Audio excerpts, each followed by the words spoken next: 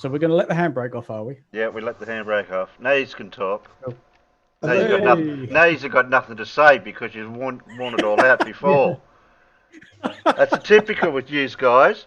You'll chat for hours and hours and hours, and then we go live. You won't bloody say nothing, and we'll sit here going, "Is anyone going to speak?" And we go, "Well, I don't know. Well, what are you going to talk about?" I don't know. What are we going to talk about?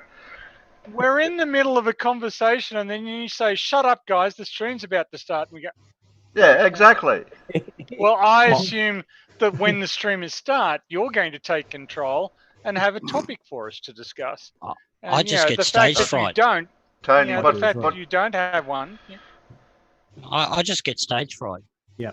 Don't let anyone know that we don't have topics and have anything planned, Tony. They won't come and watch our show. Unaccustomed as I am. Yes, they will. What else are they going to do? Oh, that's true. Well, they could go and feed their cat or put the bin out or something useful. Work. Already done that. For the Europeans, since it's the middle of the working day. Go and paint the house or wash the car or... bit pointless doing that considering it's chucking it down. Oh, okay. Yeah, that's almost certainly globally true. Yeah. Glad I put the bin out last night whilst it wasn't raining. Yeah, just how wet. I still have to bring mine in. Oh, you wait for it to stop raining then. Well, you wait for them to actually come around and empty the bins. That could be any time today. Yeah, no, it's empty. They emptied it probably about almost 7 hours ago, and I'm still waiting for the drizzle to stop. No, you leave the lid open and let it fill up with a bit of water so it rinses it out. They do that with the little food caddy bins. They always leave the lids open for them so they get a rinse out. But the big bins, they always put the lids back down. Mm. I have to say, it isn't actually precipitating here at the moment.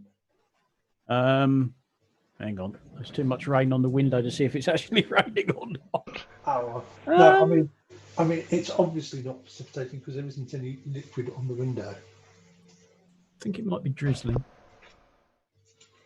Job to tell.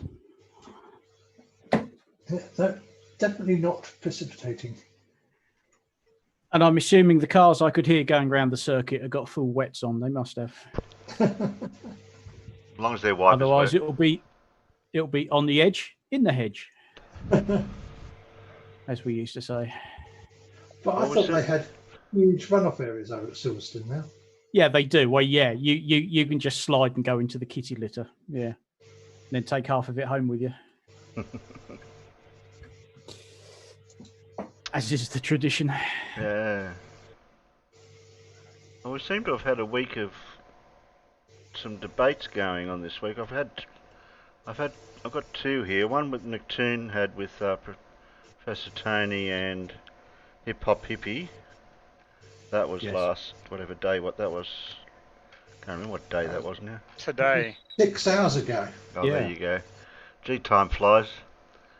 Still today, even for us in the UK, it was just silly o'clock. And the one I missed the other day, that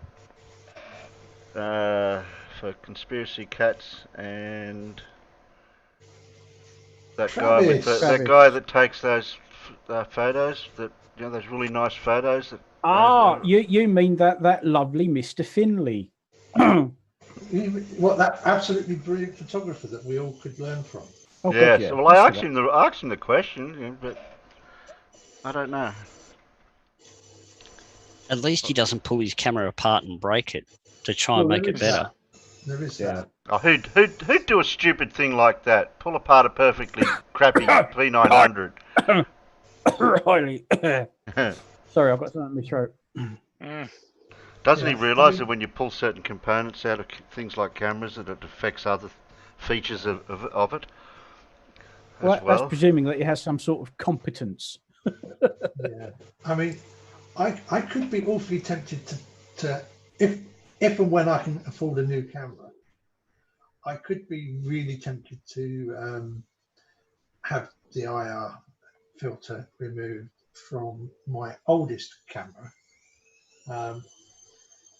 But then I would worry about being able to afford all the correct filters to make that correct, make that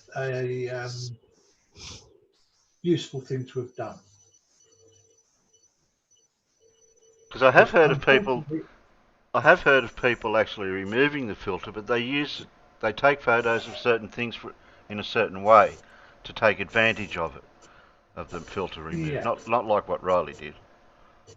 Yeah, I mean it's okay if you're not going to use the camera on a telescopic prime focus, but use to actually use an eyepiece, because you can get really nice quality filters that will fit in an eyepiece relatively cheaply. The problem comes is when you need to put those filters on the front of the lens, because they suddenly get twice the diameter, 3 times the diameter, and so lots more area of glass, and then all of a sudden they get really expensive, Yeah. like over £100 for a UV filter.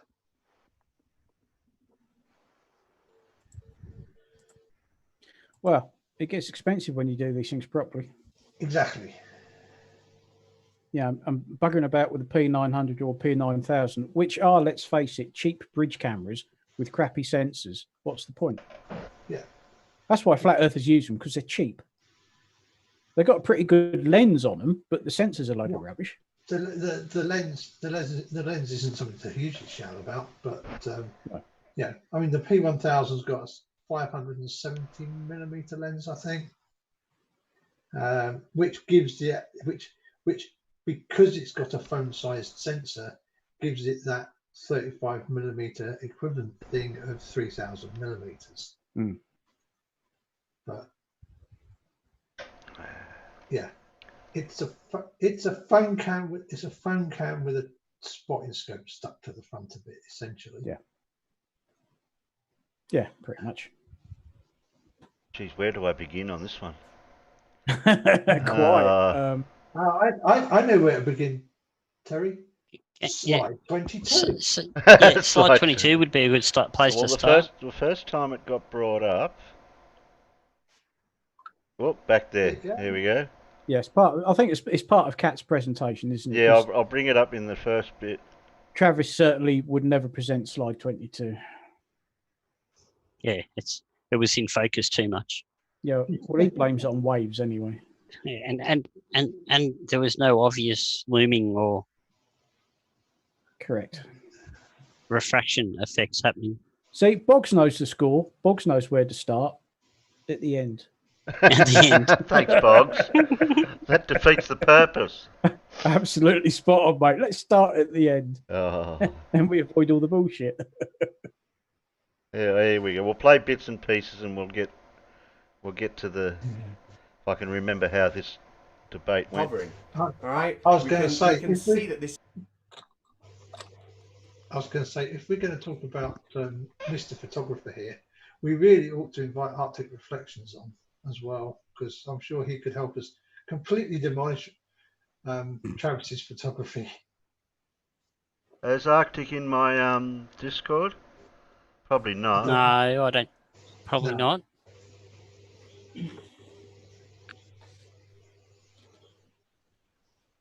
Good morning, by the way.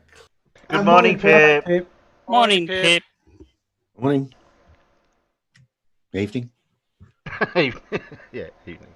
Morning. Depends Good where day. you are. Yeah. Good day. Good day covers everything. Oh, doesn't it? and also I forgot to mention Paul's Gravity's picture. I can't see it at the moment now because I've lost that D&B. DB. Ah, so he's design build. Okay. There it is. I can put it back again. The great scientist design build. There we go. Now I can see it. I'm just typing up a clue. Or we could be talking tractors or gearboxes, and he could be David Brown. Ah, Oh okay. yes. I'm guessing I got that reference. Good. Glad somebody did. David Brown tractors. Yep. My dad never had one. He was a Ford man, but Yeah. except for the last one, it was a John Deere. But David Bailey?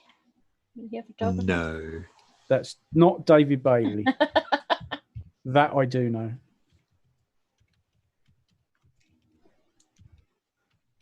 I think that's Travis's bit there. And also... Yeah, that's from Travis. Yeah, I think Cats went first. I think Cats presented first. Yeah, Cats was first. Okay. Alright. Okay. Arctic Reflections got a premiere in 30 minutes. But He thanks does for indeed. asking. Yeah, it's about Riley. 26. Good old Riley. Okay. So slide number 26 is nothing like these mirages that we've got on the screen. So before we organise this debate, Travis did say to me that he was going to cite me some academic sources that he was going to use in the debate. I thought he'd want me to present them today, but I think he's got his own. But I did get those sources ready, and I've read these sources. And what the sources are that Travis has sent me are websites explaining how a mirage forms, which is all the things that we know, and I don't think I need to go through how a mirage forms. Okay, all the scientific explanations of what a mirage is. But I've looked at all of these web pages that Travis has sent me, all 8 of them, and not a single one of them, not a single one suggests in any way, shape or form that let's get this back up, that a mirage, right, can cause anything that looks like this, or indeed, where is it? Where was it? Look at all these slides I've got. Or indeed, there we go. Or indeed this, all right? So nothing I've been sent in any way, shape or form explains how boats disappearing over the horizon from the bottom up can be explained. What number slide's that one? At all. We understand what mirages are. 22. We understand what mirages slide look 22. like. They look like this. And claiming anything else is just fairy tale. That's what I've changed my avatar to. I'm pretty sure I'm nearly up to my 8 minutes. How long have I got left, Crafty? You still have a minute left.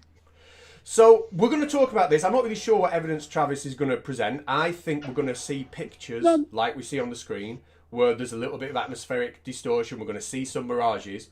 We're going to hear no explanation whatsoever of how those mirages cause things to disappear from the bottom up. We're just going to see a lot of pictures of mirages. That's what we're going to be seeing. So after we've seen those pictures of mirages and appreciated how good they are as pictures of mirages, we're then going to move on and we're going to look at other things outside of refraction and just show how ridiculous the whole flat earth idea actually is. But right now, I'll pass over to Travis because I can't wait to see what he's brought. Okay, that's setting up the debate now. Yep. All right, now we'll skip forward a couple That of... sets the scene quite nicely. Yeah, okay, here we go. You're unmuted. Okay, so just as a point of clarification for what Katz presented, even though he sent me the slides, I didn't know how to follow what he was doing, and so unfortunately, I just didn't see all the stuff. I heard what he was saying, obviously, but I wasn't able to match it up with visuals. So I'll just try to do the best I can in addressing. Let me just try to find where my. I thought, oh, there it is. Okay. All right. I apologize. Okay.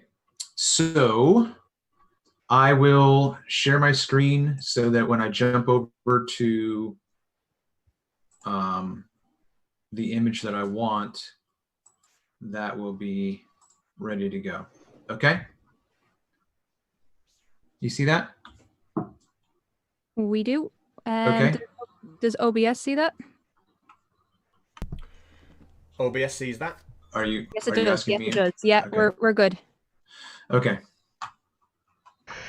All right. So let me get my mouse over here. All right. Are you ready to start my time? Sorry. Yeah, go ahead. Okay, great. Thanks. All right. So I want to be clear about one thing. My claim is not that refraction is a thing. I know that refraction has been studied and documented for the past couple hundred years. I know that in the classroom, refraction can be discussed and even on a small scale, represented and studied, okay? So I'm not disputing any of that. I also know that there are articles and studies and books over the past couple hundred years on refraction in the expressions of mirage or other generic refraction phenomena, but they do not address the obstruction caused by refraction. This is important to my claim because of these two things. One, mirage and other refraction phenomena create obstruction to observations over a... I didn't think that was entirely true. No, it isn't. It's not. He's so, and this is the crux of the disagreement. Is that he's proposing that something is mirages when is a mirage when it's just not a style of mirage that is ever observed. So he's lying, in essence. Yep. That's his whole thing. Yeah. Everything that we see, according to him, is some sort of miraging effect or refraction, because he's always stated that it's never ever due to Earth curvature. He's just discounting Earth curvature, full stop, and he will come up with anything else to try and describe what we see, but it's not Earth curvature. That's his argument. Aquatic and terrestrial distances. And two, that obstruction caused by refraction is often interpreted to be curvature of the Earth. That is, there is the creation of a horizon, which is, in my claim, 100% due to refraction, either as mirage or other refraction phenomena, okay? So my claim is not that refraction is a thing. My claim is not that you can study refraction in a book and in a classroom. My claim is that the obstruction that is caused by refraction is an alternative explanation to the interpretation that boats have gone beyond the curvature of the Earth, allegedly because they are apparently disappearing from the bottom up. Right, now he's giving us that explanation for what we see as in slide 22. Mm-hmm. But there's no miraging or refraction in that slide. He's always showing. He only shows us images where there is refraction. Yeah. But we're not seeing anything blocked by that refraction. We're just seeing things emitted because of the miraging effect. So I can't see where his argument is really solid on his side. Yeah, well, it isn't. No, the problem is he'll be presented with photos of, say, ships going over the horizon, and he will say, well, look, that's refraction. You know, that's a mirage. And then you will say, well, where? Because there quite clearly is hardly any refraction at all and no miraging. And they'll say, well, no, it's there. That's why you can't see the bottom of the ship, because it's a mirage. Yeah, which is a circular argument. Correct. Yeah. The thing is, I have yet to see a significant mirage that's acting vertically without significant other refraction effects that are affecting the image in the horizontal direction. Yeah. Now, the closest thing to addressing this issue is found here in this article that I actually did cite in the first debate. And I'm just going to read the entire article right here. It's not very long. And while I disagree with the interpretation of ray tracing or even the ray graph that's in here, the ray diagram. I'm just reading this for context, okay? The mirage, called an inferior mirage because the image is below the real object, is... Well, we don't need to get the citations in amongst all this. No. His problem is he just says, nah. He is citing something here that was done a few years back, probably a couple of centuries back, by the style of the drawings of somebody's interpretation of it. I couldn't even work out the image they were using. I'll just play this bit. 1800s by a man, okay. Wollaston. I think his name is Wollaston. And he... Weren't we looking him up, this bloke? When we first heard about this, we were going to look him up to see what accreditation he had. He is on a river. He looks upriver about a mile, and he sees an inferior mirage.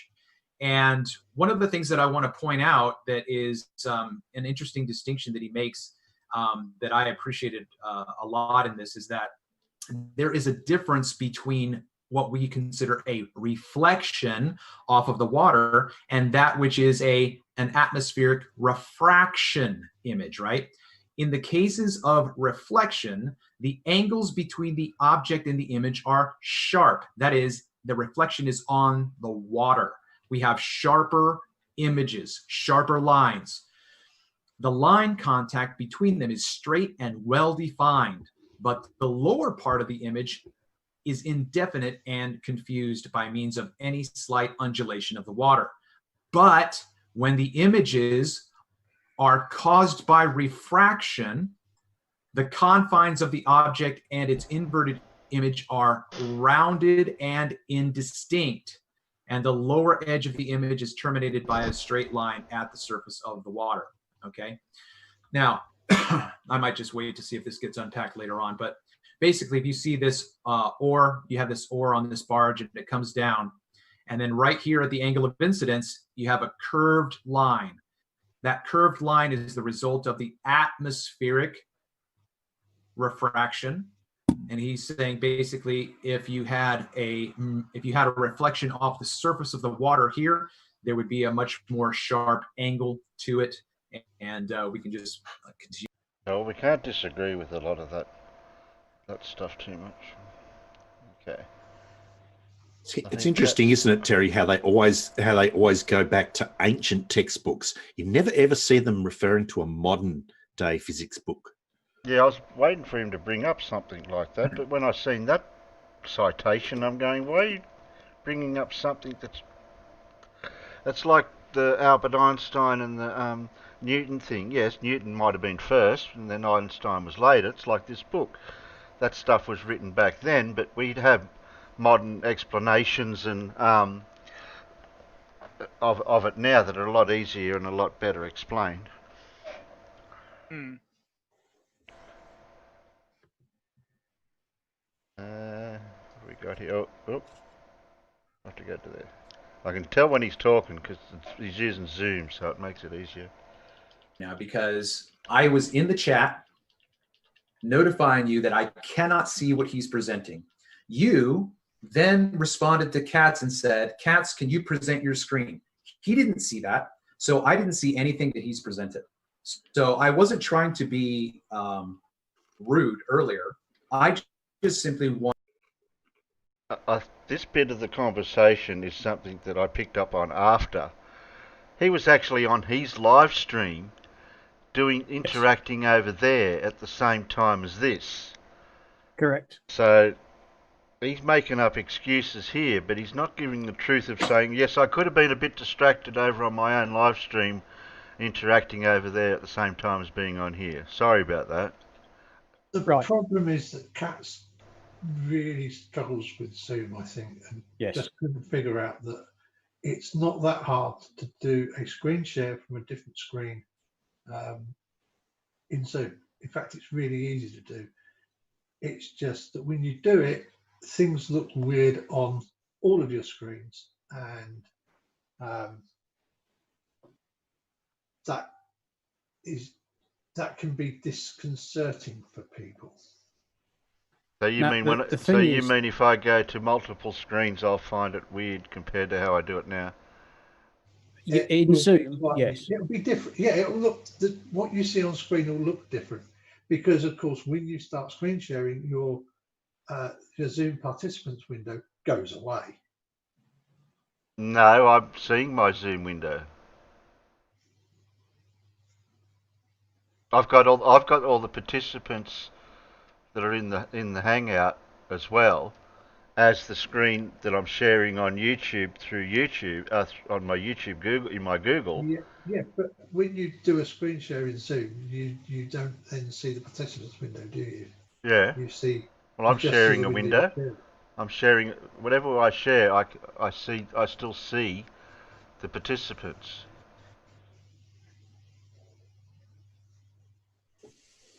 So I don't know what happens Right. there. I don't see what you're missing here is that Travis was making the argument that he couldn't see what Cats was presenting.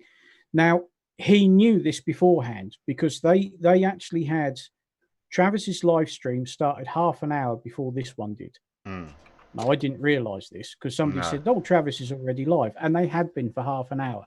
One of the things Cats had explained was he didn't know how to present stuff so that Travis could see it. So Travis knew this beforehand, and if he'd wanted to see what Cats was presenting, he could have watched the bloody YouTube stream. But because he was too busy talking with his people in his stream, he didn't bother. And then he complained about it. Yeah. And then we so picked that just up shows that just reinforces what we already know about the guy. You know, he's sitting there complaining about it. He knew about it beforehand. And like anybody else would do, if you can't see it, you go to the YouTube stream, albeit there's a bit of a delay, but at least you could see what Cats was presenting. But no, he didn't bother with any of that. Miles was out in the peanut gallery. I just seen him. Oh, hello, Miles. Hi, Miles.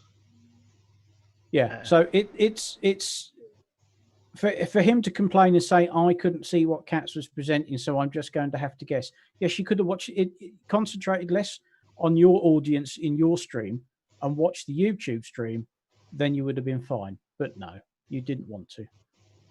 Carl, are you doing a drive-by?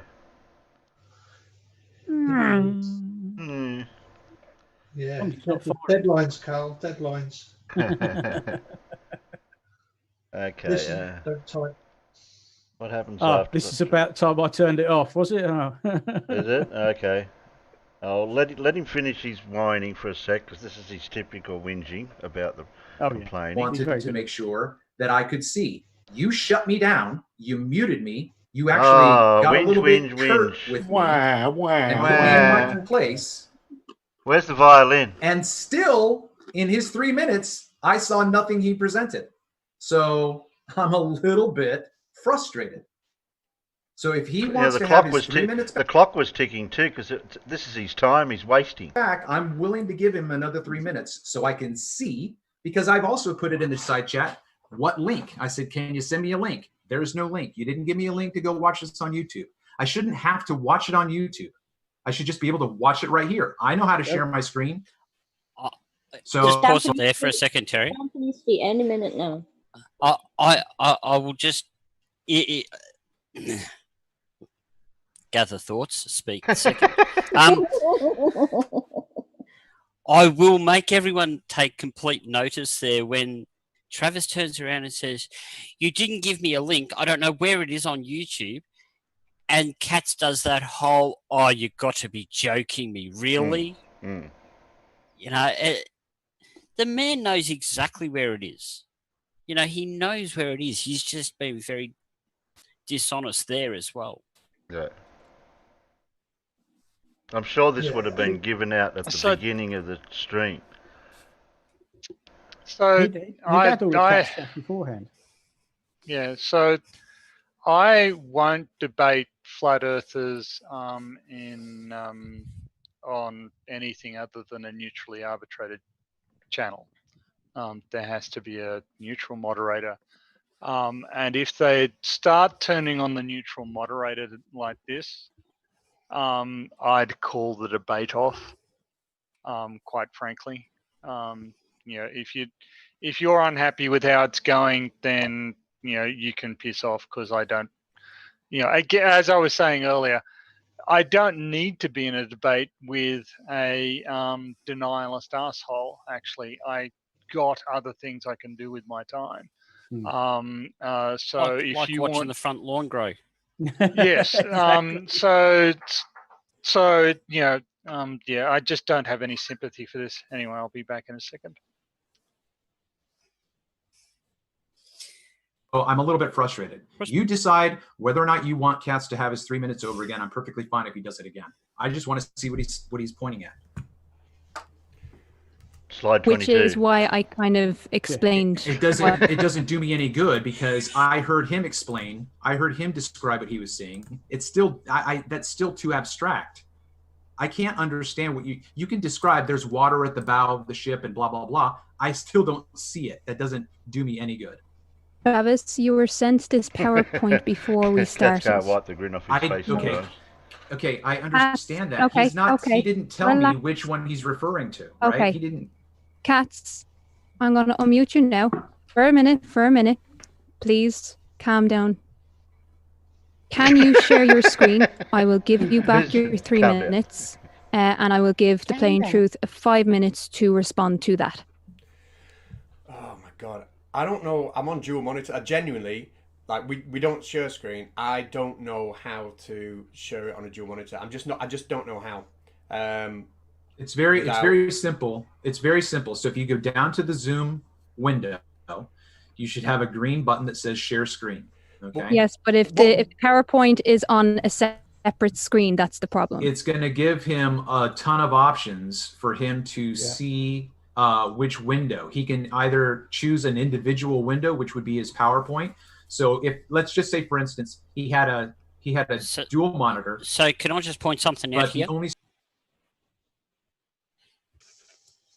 Take all. This is the only time Travis ever gets anything right on the internet. Yeah. Okay, he does an excellent explaining to Katz how to share his screen, but that's the only thing he gets right in the whole debate and or ever on the internet. Okay. How to teach someone how to use Zoom. Okay. Yep. I'll have to ask Travis for some Zoom tips then. Screens he had up was a YouTube screen and his PowerPoint screen. It's going to show him both, and he can choose which one he wants to share. So I'm saying that it shouldn't be a problem for him to see the PowerPoint option for him to share his screen. Okay.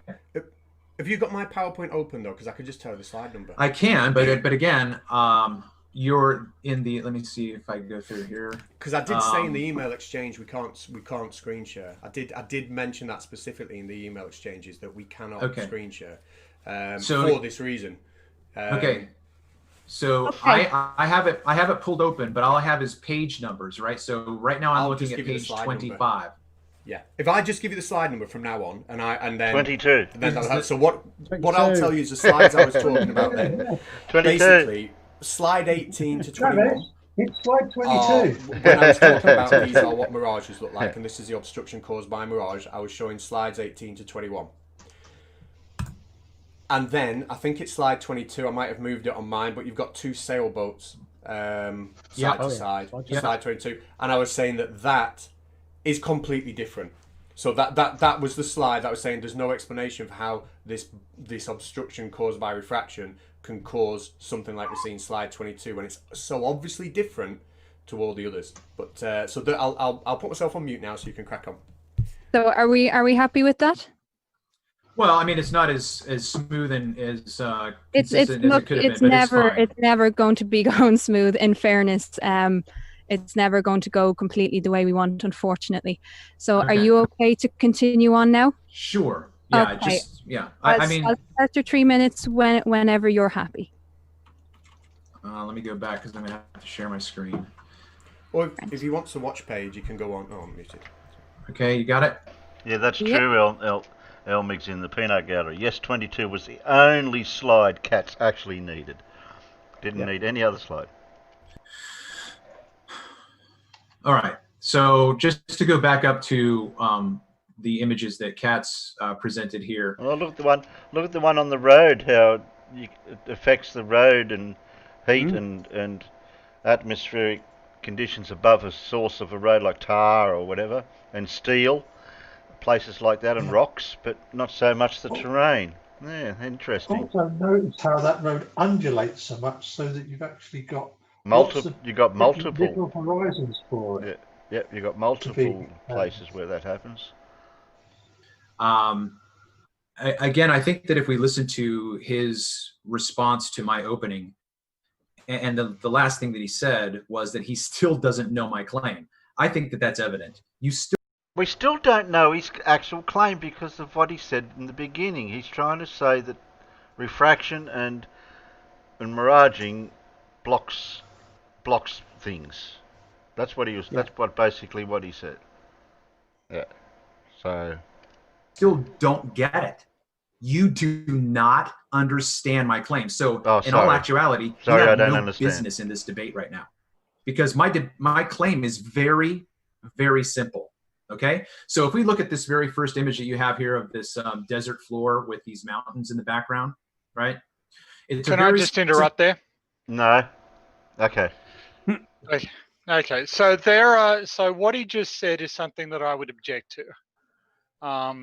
I've explained my claim and you still don't understand it.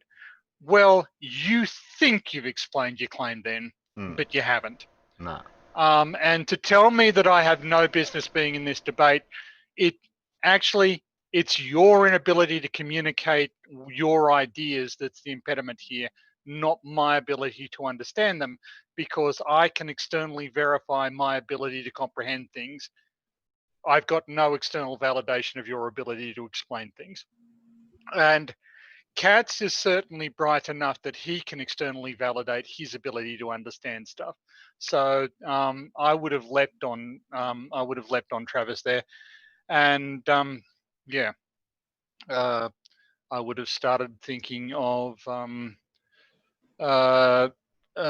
alliterative terms that I could use to belittle him. But anyway, that's just the way I work. So he's too low down the line to call him a dick then.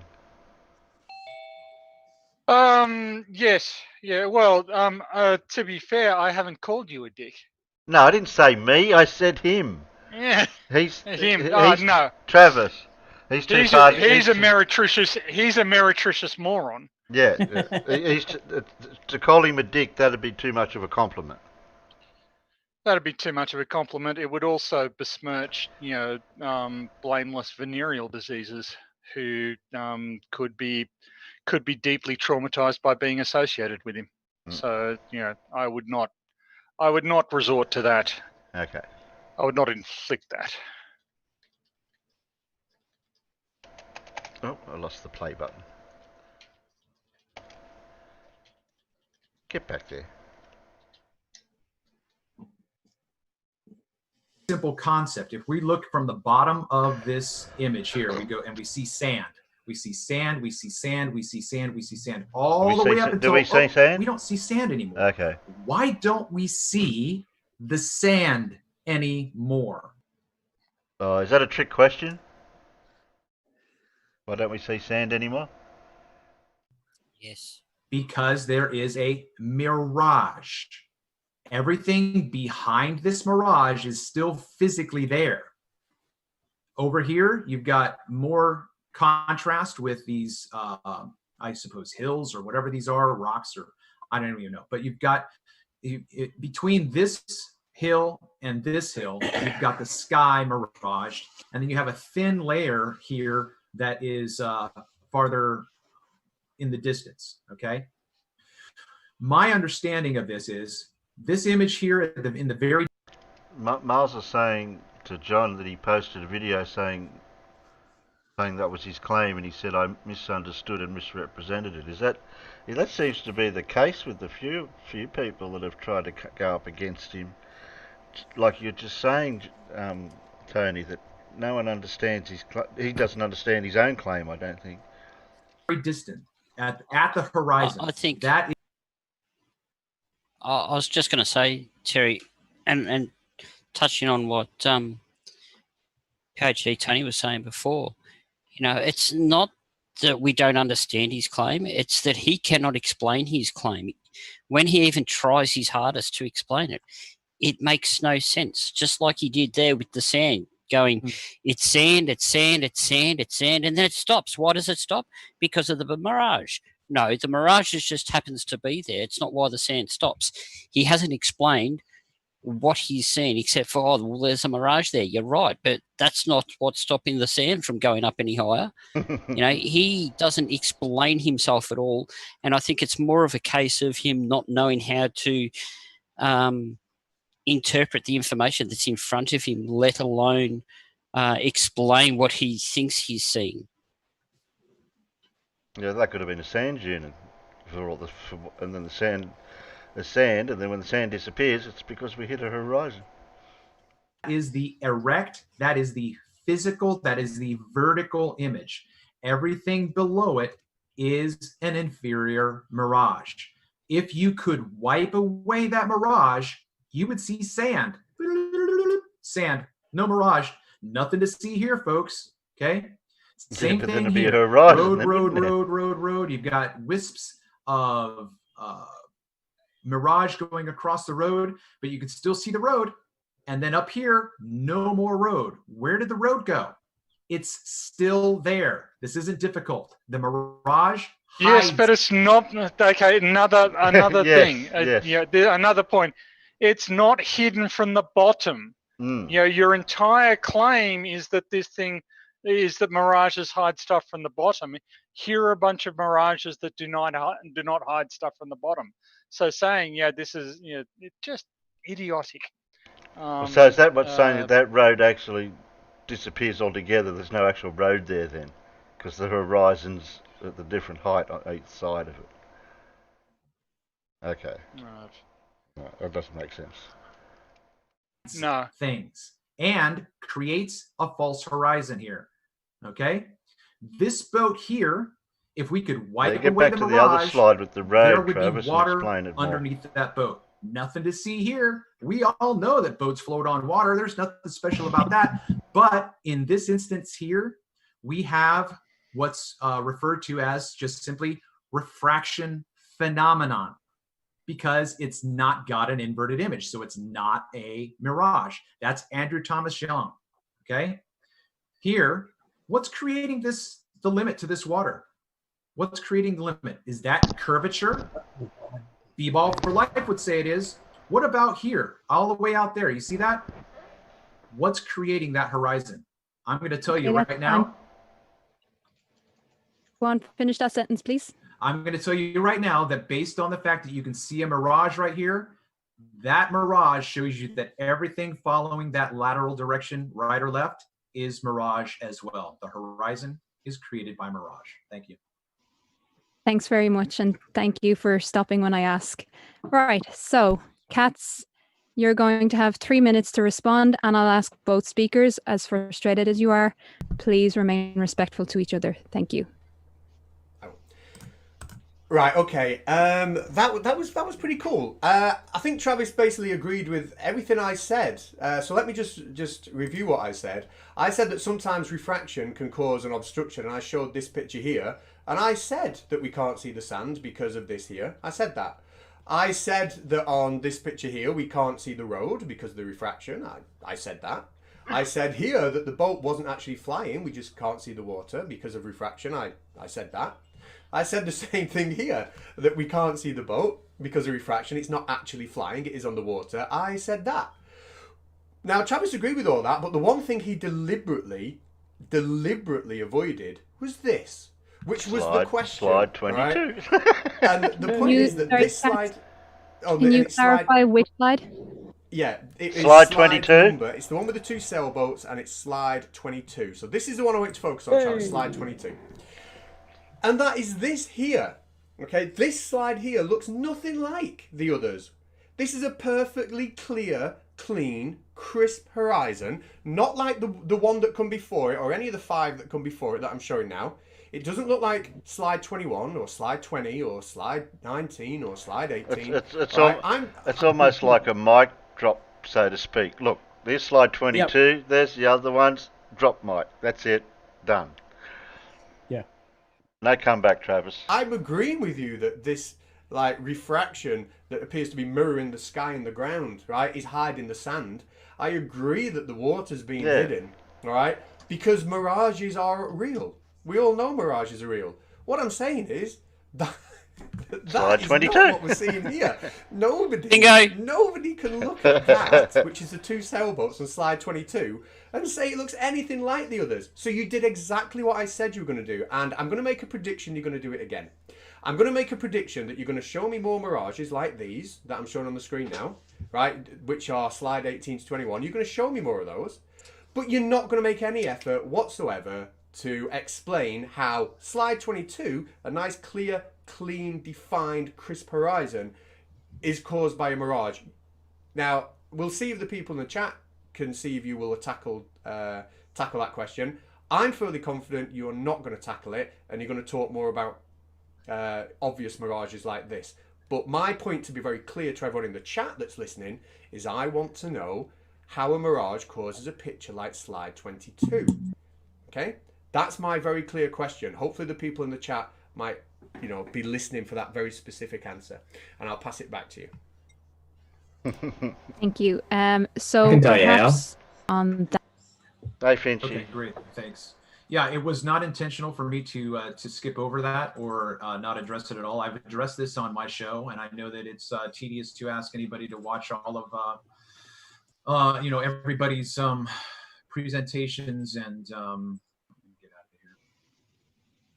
Okay, why is it onerous to watch everybody's presentation when you're having okay, I just want to stop here. Okay, if he had an actual answer, he'd be presenting it rather than going on about his fucking show. Nobody gives a rat's ass what you said on your show. You're in a debate. So you present your argument here. And rather than whine about how people don't watch your show so they don't know what you said, how about you present the argument again, you dick? Okay, I did go there. I was wrong. I promised I wouldn't, and I did. What's even better is now Katz was pretty specific and said, I want you to explain slide 22. And what's the first thing that he does? Oh, let's bring up these pictures of these oil rigs. This will explain it. That's right. It's so disingenuous. It's so, I don't want to talk about that because I've spoken about it before. That was the question. Answer the question. He's going out of his way. That's the debate we're having here, mate. I don't care what you said last week or the week before or to your mum one time. What I want is you to address this evidence.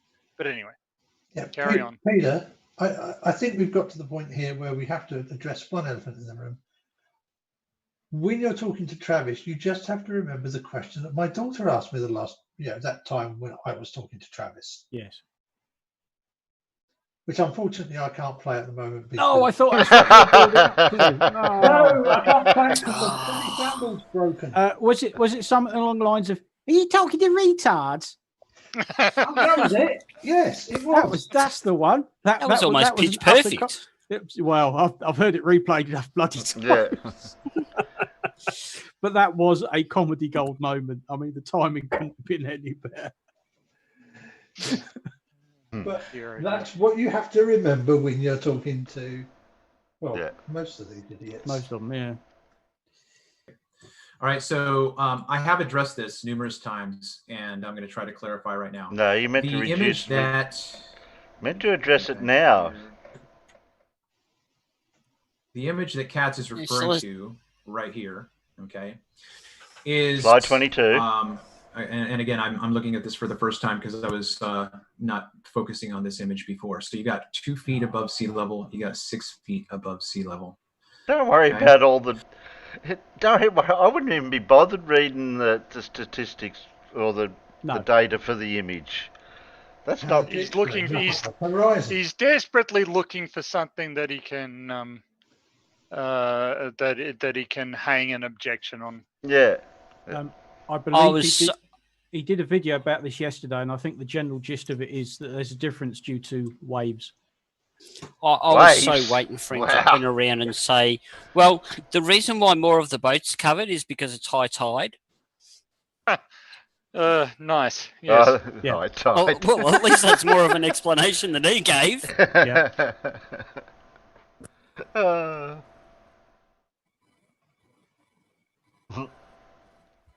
Gee, it must be a pretty big swell. Doesn't look like any swell from here, though. All right. So one of the things that is the burden for people like Cats or people like B-Ball for Life when they want to claim that this horizon here that we are seeing is the curvature, right? They have to be able to justify that, not with math. Okay, math is going to give you an equation, and then you're just going to hold the equation up to this image and say, "See, they match." No. Sorry, I wouldn't even be happy with that on with me. You have to know where this horizon is. You have to know where this boat is and what its distance is to this horizon. Okay, so going back here, this image here, I know that it's not as clear as you'd like to see. This image here is platform Gina. Okay, platform Gina. You can see similarities here. You have a rigging, a vertical rigging here. You have an angular rigging here. Oh, we know how Come this over works. here to this image. This is the same shot, or I mean the same reference point right here. Vertical, slanted. Okay. You even have the middle part right here. Middle part right here. Okay. Now, in this image, you have half of Gina, and then you have an inverted inferior mirage. Now, over here, you don't. I mean, you actually do. It's right here. It took me a while to see that this was an inferior mirage, but what you have here is what is typically called sinking. Andrew Thomas Young calls this sinking. But for him, sinking happens behind the mirage. So for him, sinking would say that the image is being dropped below the horizon. Does anybody know who Andrew Thomas Young is? No, I've never heard of him. Yeah. So is this the guy who came up with Young's modulus? No. Okay. Is it Neil Young's second cousin? No. No. Okay. I tried Googling Andrew Thomas Young and I came up with a couple of different academics by that name. None of them, but they're all based in Britain, and none of them seem to be doing anything with optics.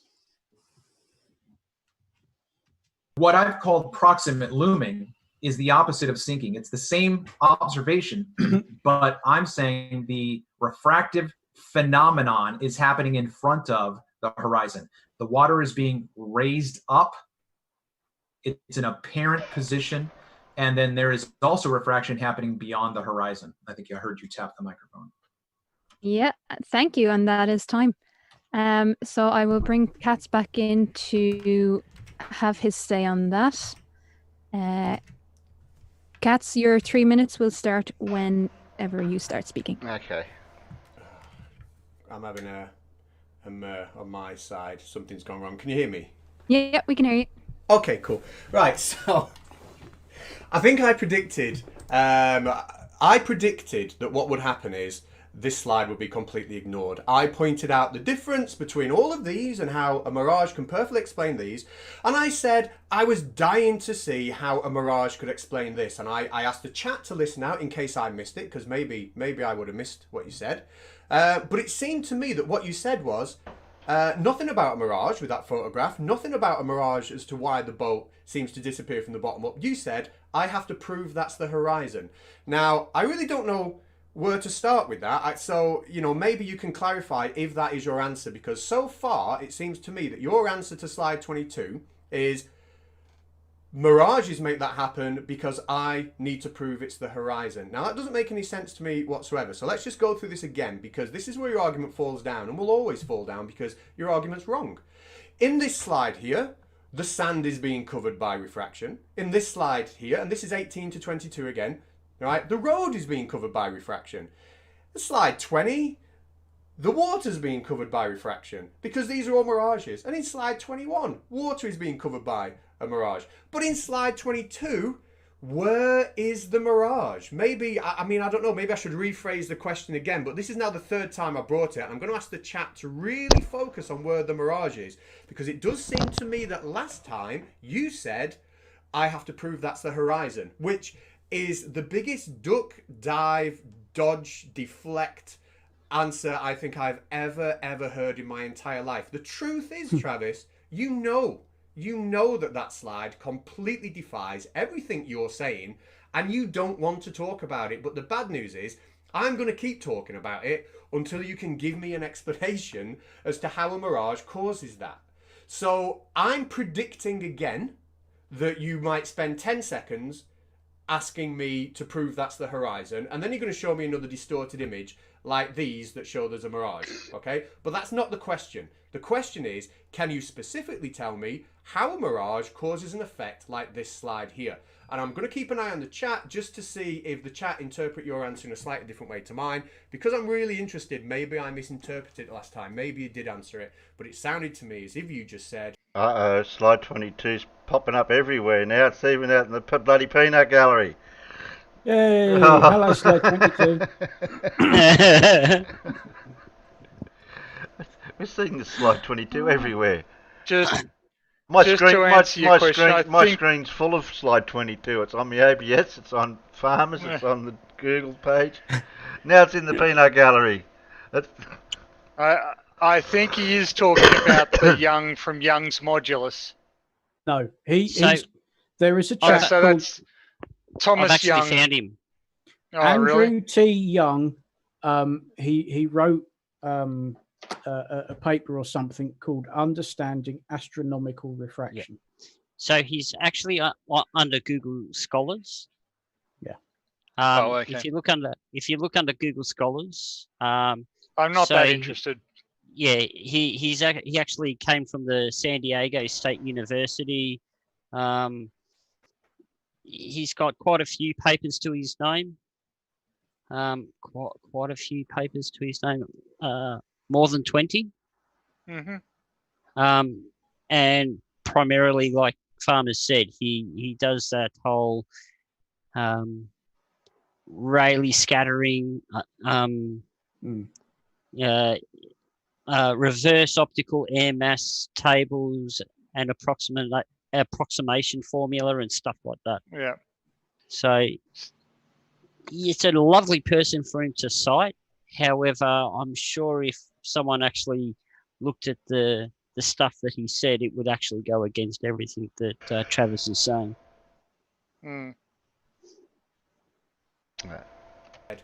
Prove to me that's the horizon, which is obviously a deeply ridiculous thing to say. I'll pass it back to you. I have to say, lads, you're doing very, very well on the time.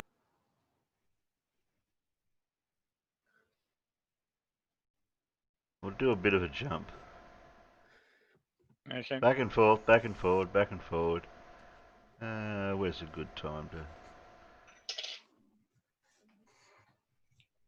Yes, and Miles makes a very valid point. He says the thing is, slide 22 is the normal situation. Go to the sea and take shots, and this is what you see. Mirages are relatively rare. That's right. This is something that Travis has sort of admitted to doing. When he spent a fortnight taking all of his photographs, films, and observations, he said he went out at 2 specific times of the day. Those 2 times of the day is when I think he was getting all of the refraction, all of the mess that you see. And that's what he shows. He doesn't show, as Sean G revealed, he doesn't show all of the stuff that he has that's perfectly clear. He doesn't like showing that because it removes all doubt.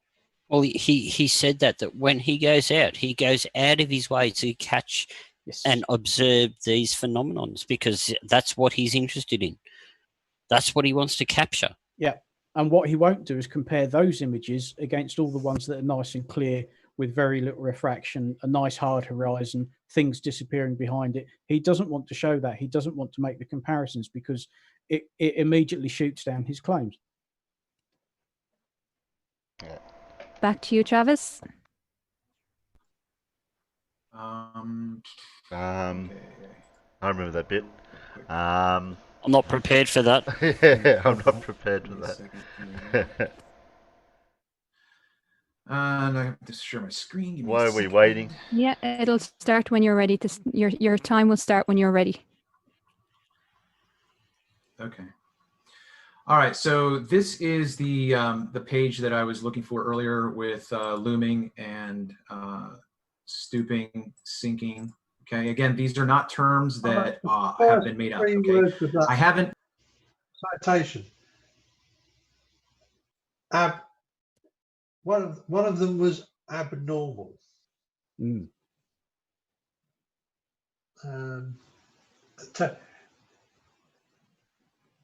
I can't read it now, but yeah, I'm pretty sure that there was abnormal was about when abnormal refraction increases the apparent elevation of distant objects.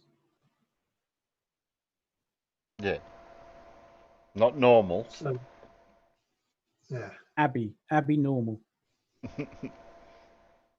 Thinking. Okay. Again, these are not terms that have been made up. Yeah. Again, I'm not going to touch the satellites. I'm not going to touch the seismic activity. Okay.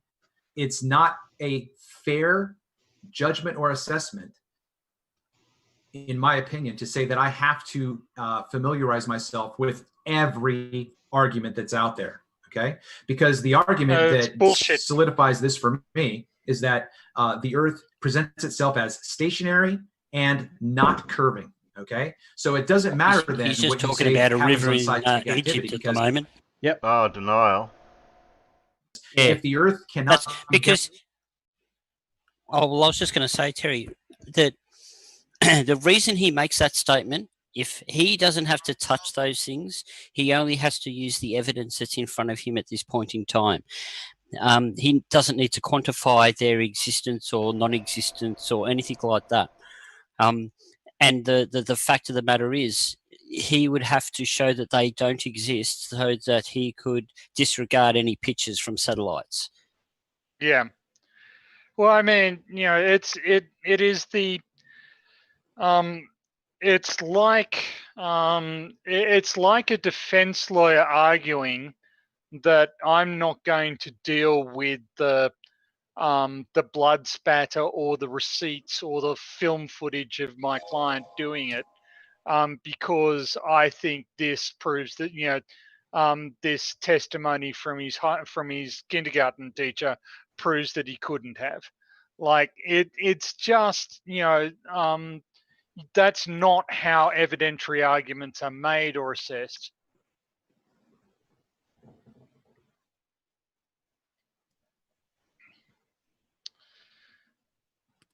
With the speakers after the community chats have been spoken about. So, Travis, over to you.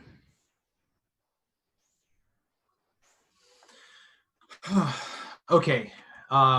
Again, this is not a matter of making anything up. Okay. It is a matter of understanding how refraction can create a limit to what we see and can change what we see.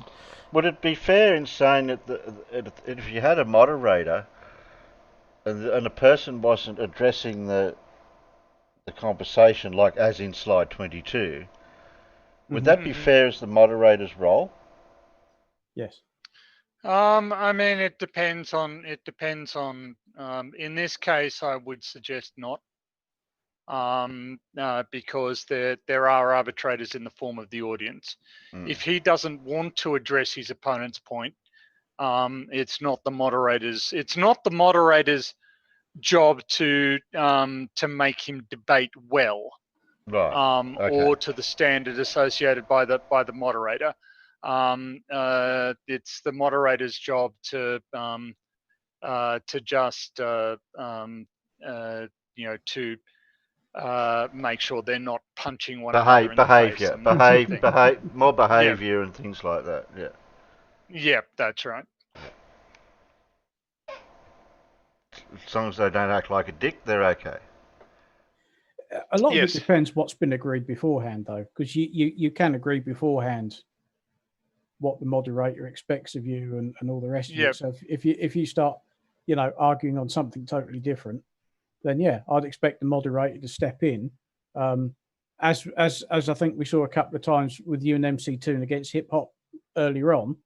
I think there was a couple of times when Ilya had to step in and say, "No, come on, this isn't the argument. This isn't what you're discussing. You're now going off on the tangent." Yep, that's right. And that was agreed before, though. I have to say that I think that Hippie cheated a little bit there by not producing. When we asked what his topics were, he produced stuff that was pretty meaningless. Like yes, they were delightfully vague, weren't they?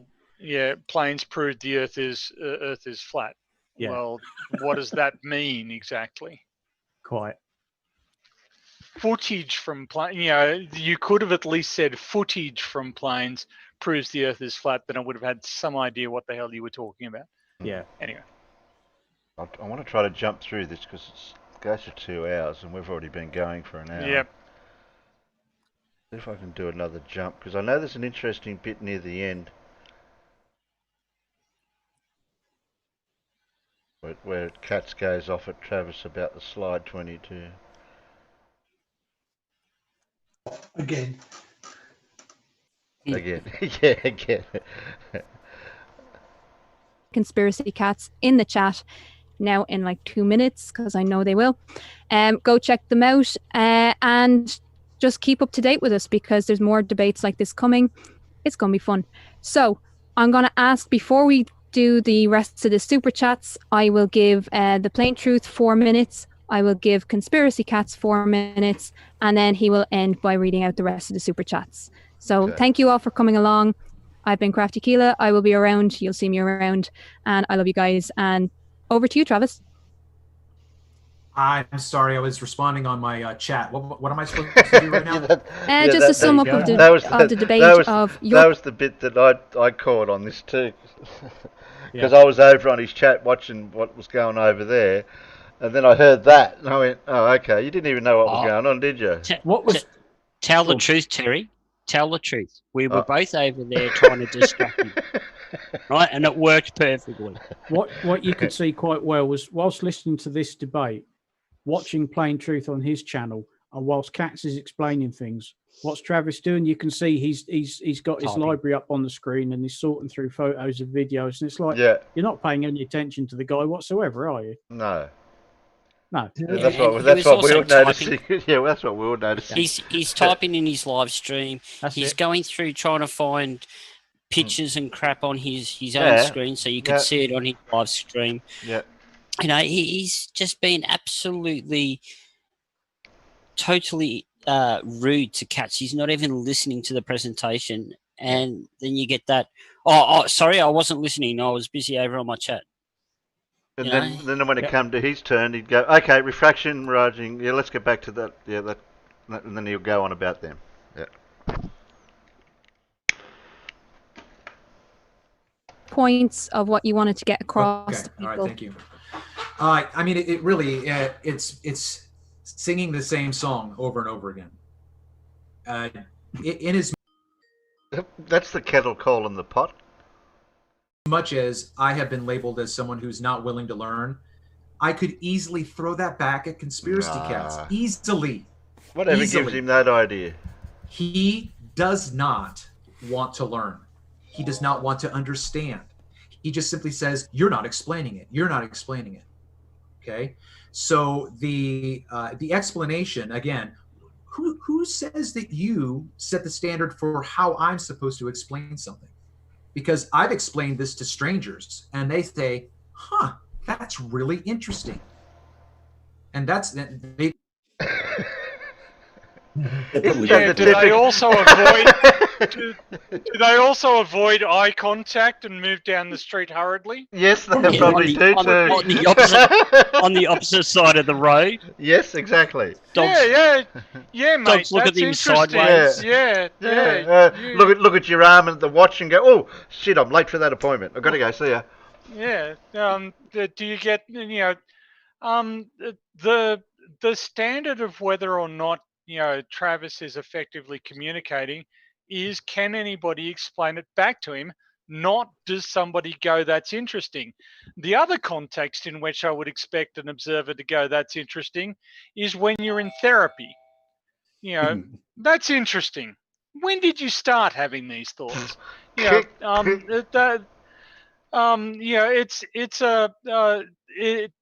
it is the stupidest possible. Well, I shouldn't say that sort of thing because they always take it as a challenge. It's just ridiculous. It's utterly fatuous. Well,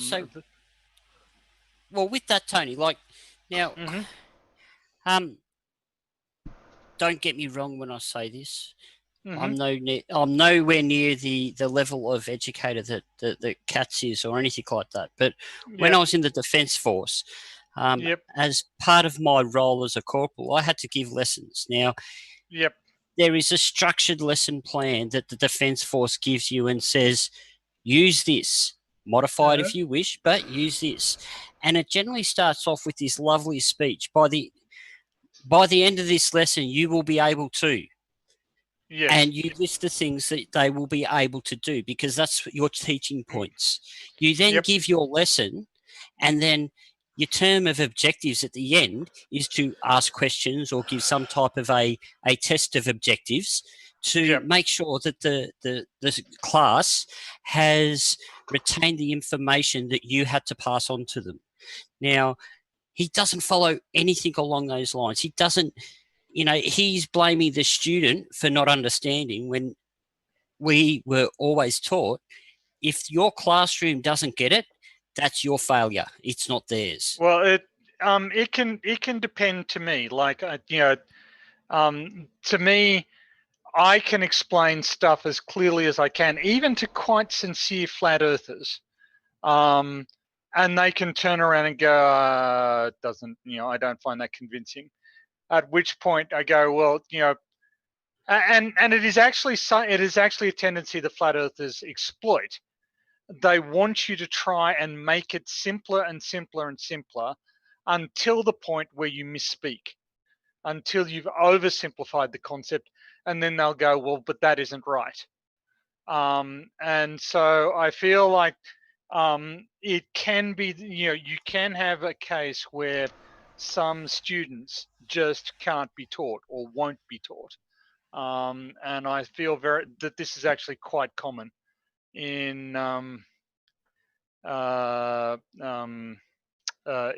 flat earth circles. Dealing with flat earthers, that's what occurs. I disagree a little bit with when you say that about the flat earthers. That they're not even trying to let you function. So it doesn't actually matter what you say to them. Yes, but that's my counterexample to the if your student doesn't understand what you're talking about by the end of the lesson, it's your failing. Well, not always, but it is often the case. As a criticism for Travis, I think it's very apt. But it's also a test. If you're trying to teach somebody something, try and get them to teach it back to you. Try and get them to tell you what the lesson contained. Try and get them to apply the knowledge that they're supposed to have acquired. That's one of the ways to assess learning. But you have to remember that the flat earthers are not your students. So, no, they're not. So it would be wrong to assess them on that basis. But I've never heard anybody be successfully able to repeat Travis's claim back to him. It's never happened. Well, no, I know. That's because Tony, he typically waits for you to say what his claim is, and then he says, "Oh, that's not my claim." Oh, okay, yeah. Okay. I'm just trying to catch the last bit of this, where they read out because they said we'll read out any questions in the comments. No, that's the way I see the moon. If you want me to travel 1,000 miles south, east, or west and change my location, and I see the moon in the same way, then I'm just going to think, I'm seeing the moon the same way. I don't know what's going on up there. No one knows what's going on up there. I'm not going to make any declarations about that observation, except to say if something's different or the same. That's all I could do. Thank you. Cats. Yeah, well, I mean, it can't work on a flat Earth, can it? You know, neither can the sextant. I'll just chip on that in my 30 seconds that I've got. That a sextant, if you understand geometry, and this is the thing, if you actually understand geometry past just knowing that it's got to do with shapes and angles, then a sextant, an equatorial mount, angles to Polaris, all again prove. Well, show over, everybody. We've got to make room. Big Blue's coming in. Shove over. Okay. We've got to let that big blue ball in. Yeah, got to bring that big ball. He's got big balls. Those big lead ones coming. So. I was going to say, as long as he doesn't bring them with him. Has he just still got the little ones? As long as he doesn't bring them in, because I don't know if I can handle the weight. Last I heard, he was polishing his balls. Oh, that's his little balls. I have been. He's got big balls. Okay. Yeah, but, I had to sand them first. And then, You had to say. yeah. I'm so painful. First you sand your balls, then you polish your balls. Oh, okay. Then you polish your balls. Okay. Yeah. I'm reminded of a Jimmy Carr joke. Whenever he meets a doctor, he says, I think I've got a problem. One of my testicles is bigger than the other two. It's one of his go-to lines. He specializes in jokes that don't really come into focus until that last word, and then everything ahead of them is sort of recast. I find it quite amusing. But how are your balls coming? Oh, the balls are they're doing well, I think. Okay, excellent. Behaving a little strangely, but we'll get to the bottom of it. Yeah. We'll get to your balls later. Prove without a shadow of a doubt that the Earth cannot be flat. And this is what I was trying to mention before. If you just branch out a little bit and try and understand it, then, if you want to debunk it from that point, fine.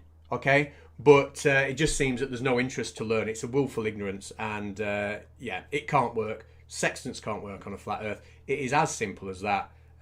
Go and learn about it. Okay, Christ.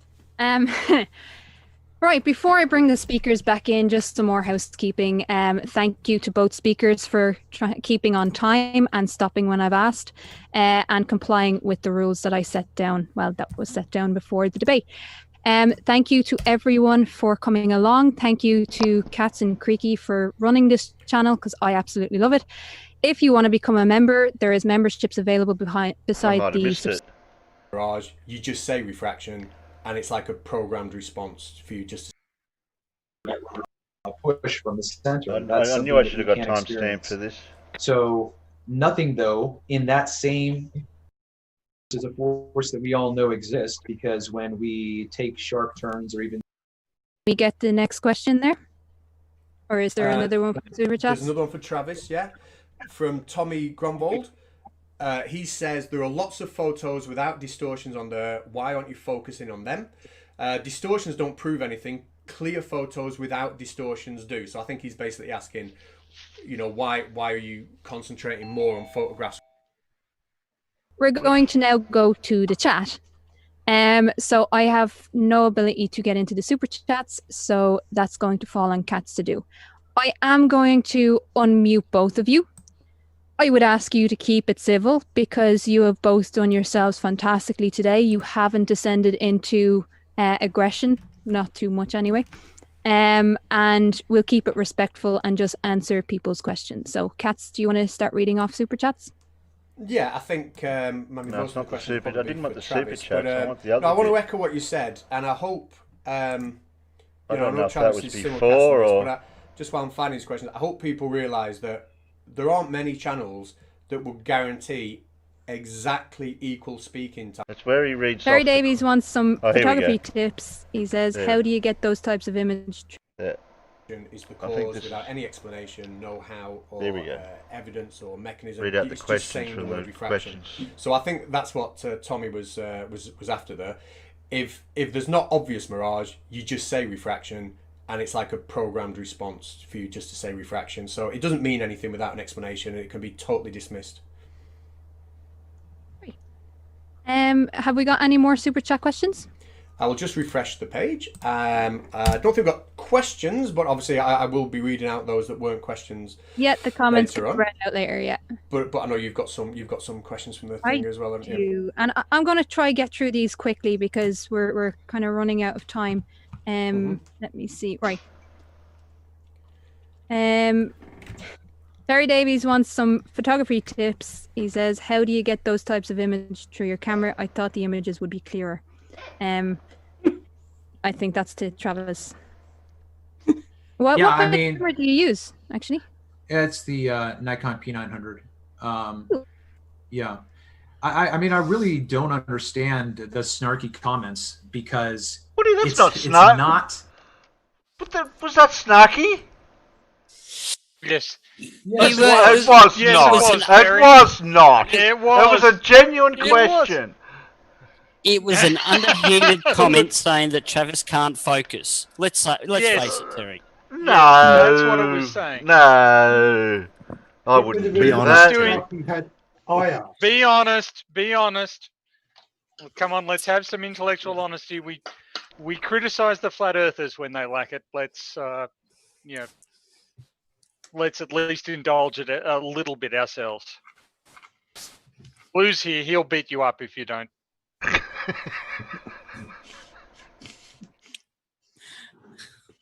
I thought there just might have been something wrong with his camera, but it's not the tradesman. but there's a saying that the tradesman doesn't always blame his tools or something. It's the a poor tradesman always blames his tool, which I had explained to me by a friend as a good tradesman always has tools to blame. That's how he saw it.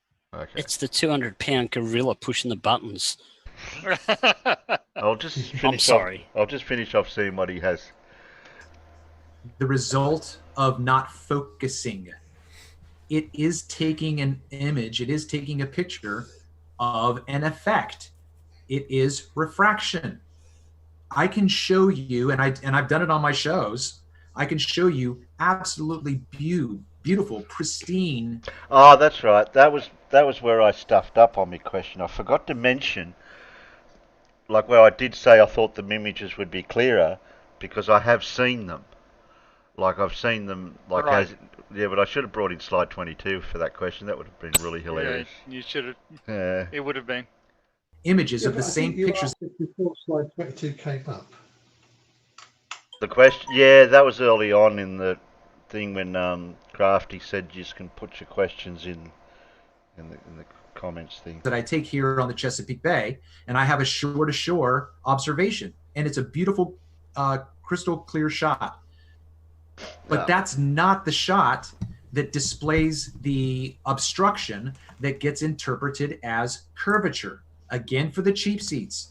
I'm not saying all of a sudden refraction's a thing. I've discovered refraction. I've discovered inferior mirages. No, I am telling you that it is the inferior mirage, superior mirage, or it is looming, stooping, sinking, towering. It is a refractive phenomenon that is creating horizon, and if it's a mirage, it is what is blocking farther distance that you can't see, which if it were not there, you'd be able to see it. That's what's not being addressed appropriately. And again, cats, that's as simple as it gets. If you need more explanation than that, then maybe you should. Okay, Yeah, I think we'll leave it at that. Why is he saying that if the refraction wasn't there, you'd see more, when clearly his photographs like the Black Swan show that on days of more refraction and stuff, you potentially see further than you should? Well, his argument would be that the Black Swan is just abnormal refraction, but there's some crippling amount of normal refraction, which, I mean, it's sort of, to be fair, that's what underlies their entire claim, right? Their entire argument is that the reason light doesn't travel, so it's weird, isn't it? During winter, when we have long winter nights, people in South America and Australia can see the Southern Cross at the same time. But the Southern Cross is at some point on the celestial dome.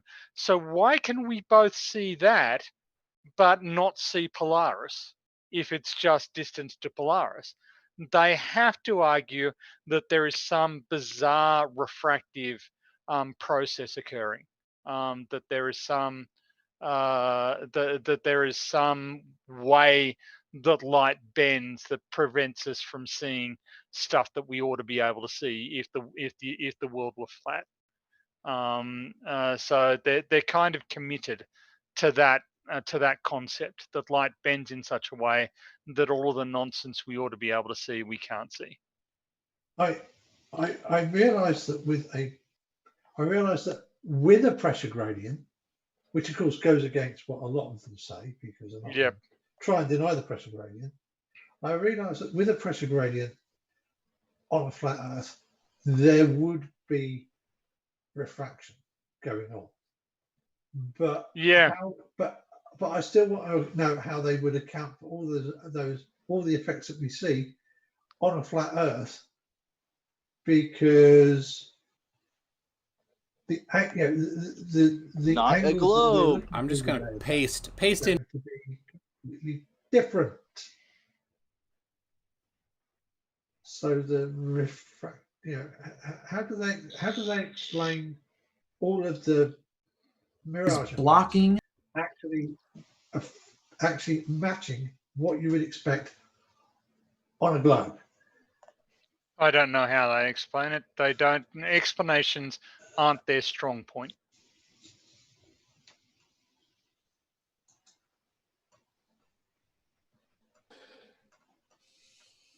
Okay. Does anybody have anything more meaningful than that to say? Because slide 22. Nice. Yeah, slide 22 seemed to be a problem. Mm.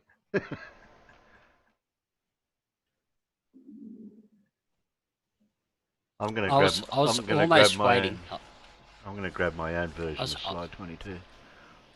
I was almost waiting for Travis to turn around and say, "Cats, it's not fair. You keep bringing up that one I don't want to talk about. You're cheating. It's not fair." I'll save that.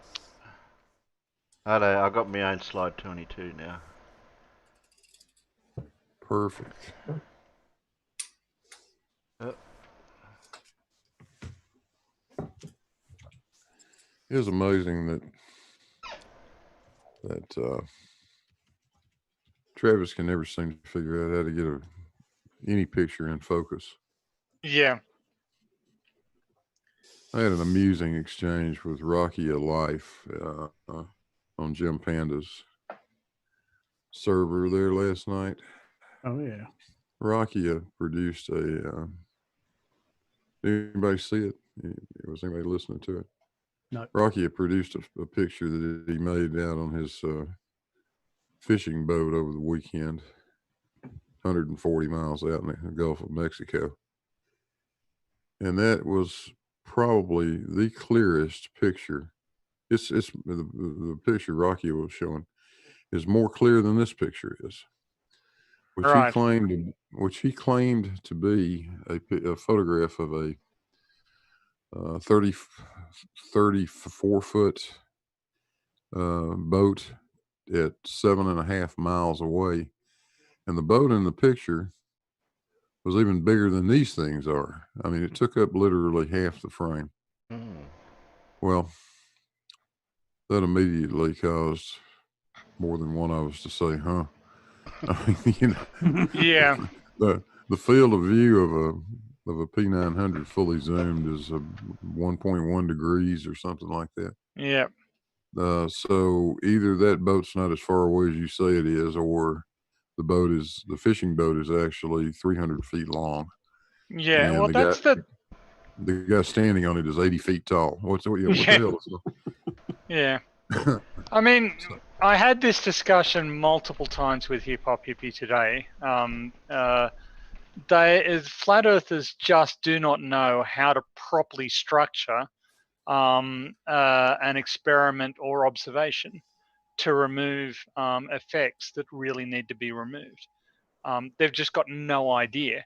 When you say that the separation between the boats was blah distance, really? How do you measure it? Yeah. What was the observation that gave you that? He probably used his radar on his boat. You're claiming that boat was 34 feet tall. How do you know that? What's your evidence? When you're describing an observation, you need to do it with great care to remove potential sources of uncertainty or error, and they don't seem to understand how to even begin doing that. Oh yeah, he claimed he used his radar too. That's how he verified. He was talking to the guy on the radio. He was using his radar, and he has no explanation. Well, I got an explanation. You took a picture of the wrong fucking boat. Yes. That's my explanation. But here was the funny part. Later in the conversation, and this is beautiful, crystal clear, pristine photograph. Mm-hmm. And later on in the discussion, he made mention that the sun was in a particular direction, and I thought, being a good pilot sort of guy that I am, I visualize these things, and I thought, okay, I need to ask this question. I said, Rocky, that means you were facing north when you made this photograph, right? Mm-hmm. He said, oh yeah, I would have been. I would have been facing pretty much north. I said, good. That means you're facing the coast. Why don't we see the coastline? Yep. And so, for a good I didn't know a good Christian could cuss like that, but right, okay. He pretty much went off on me for some reason for having a sound grounding in geography and geometry. Yeah. How dare you, sir? Really? How dare you? Yes. Yeah. The truth. I'm sorry, Lord, for. I'm sorry for understanding maps and.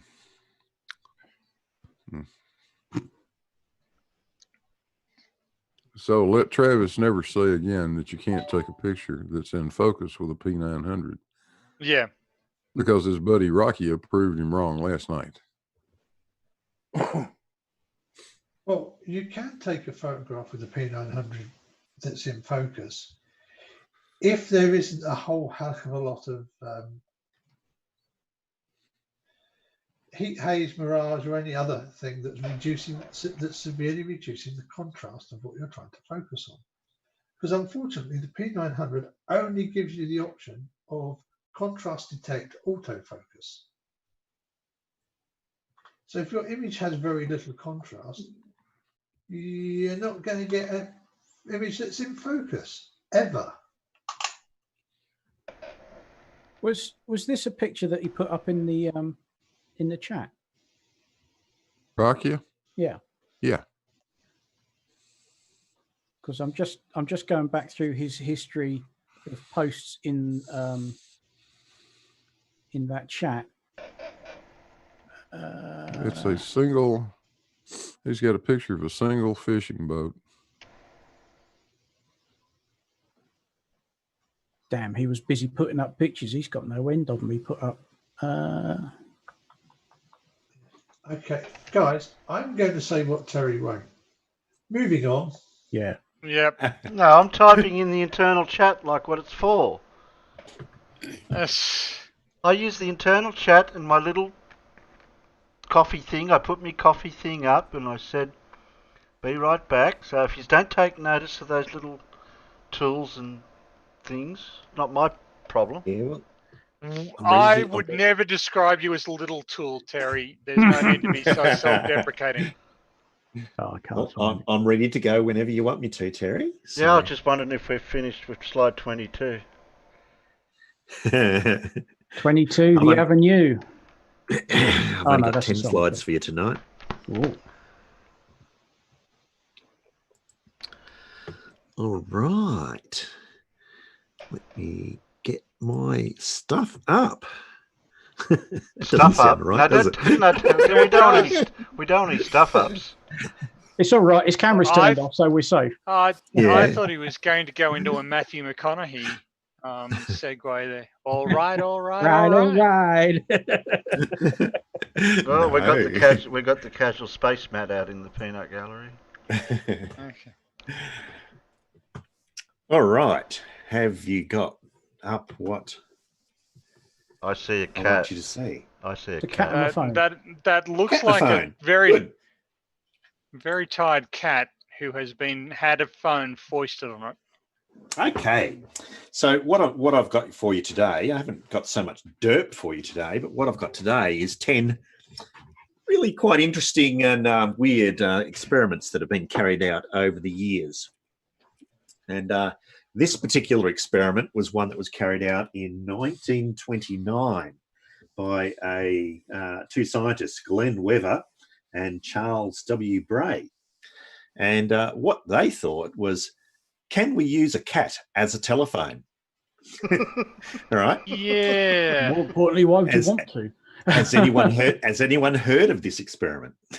No, I have not. No, I haven't found a cat. I haven't found a cat lately. But from personal experience, I think you'd have a hard time getting this past a modern ethics board. You probably would. That's probably why it was done in 1929. Yeah, but wait till in fact, that's right. But wait till you read what they did to the poor cat. Yeah. I have already read that.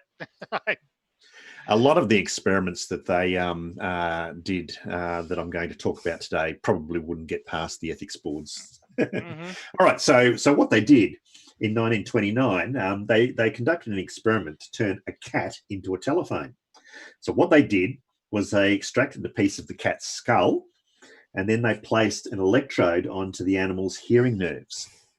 And this electrode was connected up to a set of wires that was 18 meters long.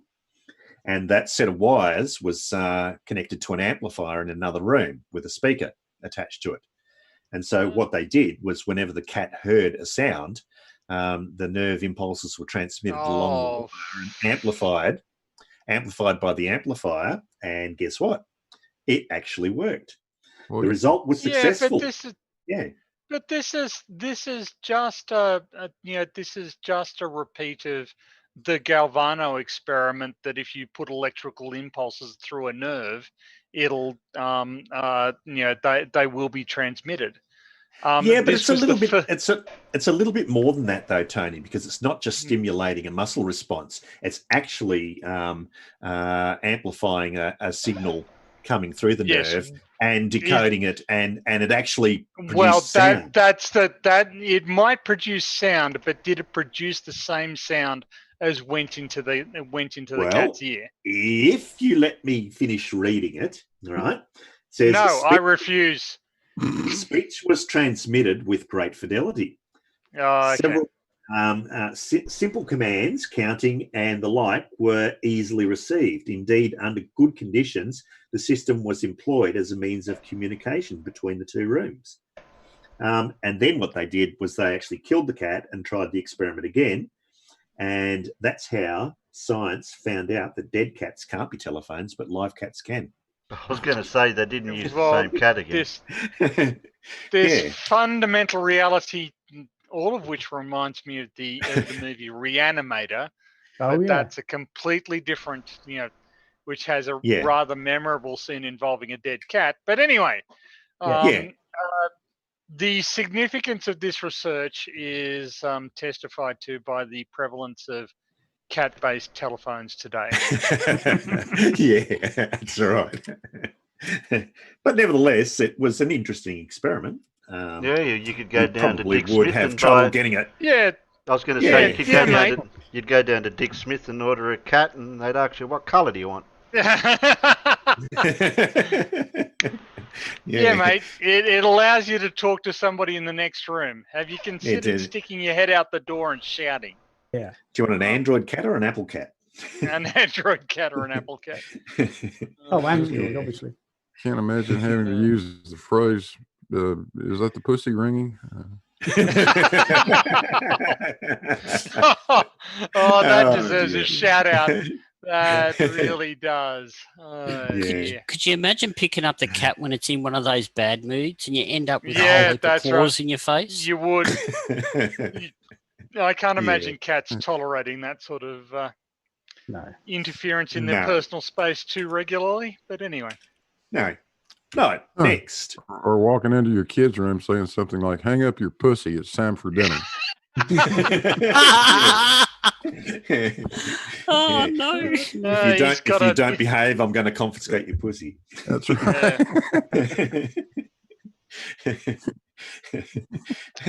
Can I use your pussy? Mine's broken.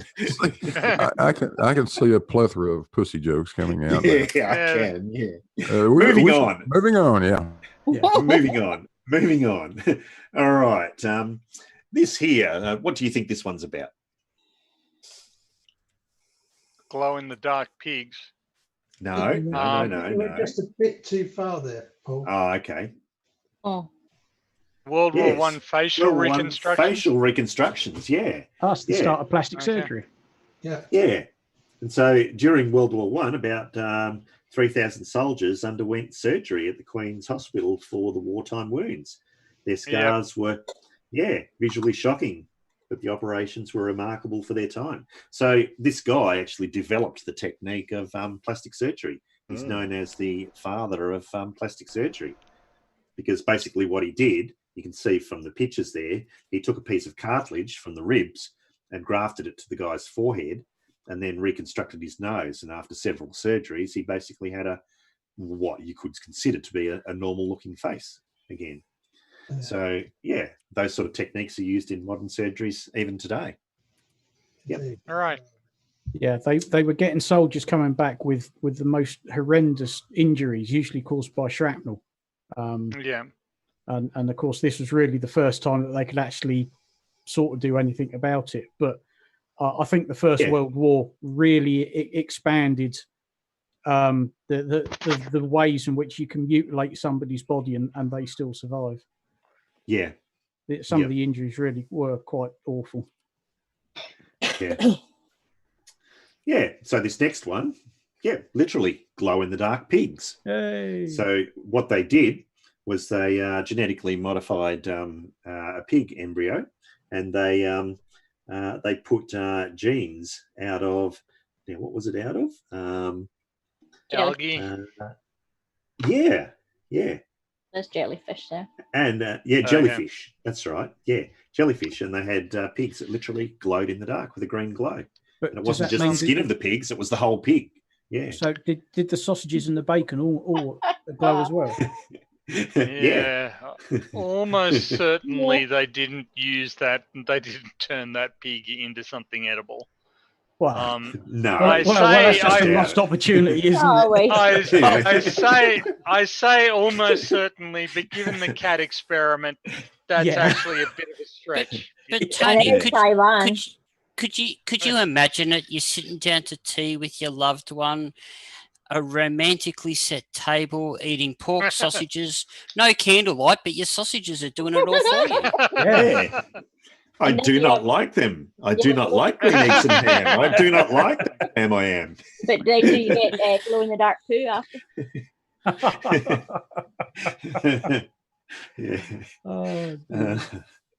Yes, Pip chimes in with an important question. Glow-in-the-dark poo. Glow-in-the-dark poo. Yeah. This one now is this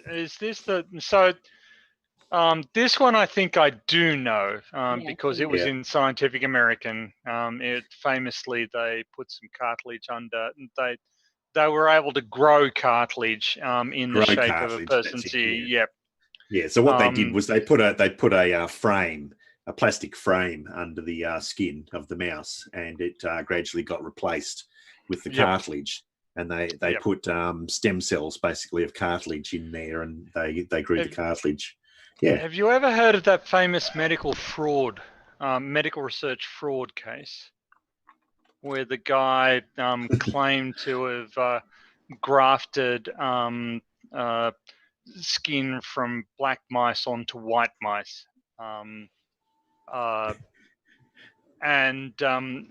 when he was asked to sort of present his results, he took a bunch of white mice into the lift, and while he was in the lift, he just sharpied black.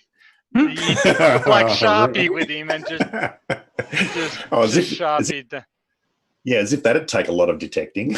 Well, it actually did. It actually did, because people didn't, as with most frauds, the audacity of it took people by surprise. They were not expecting somebody, a medical researcher, a tenured medical researcher, to basically try such a facile and easily disprovable fraud. But he did, and he got away with it for a bit. But anyway, it's a different argument.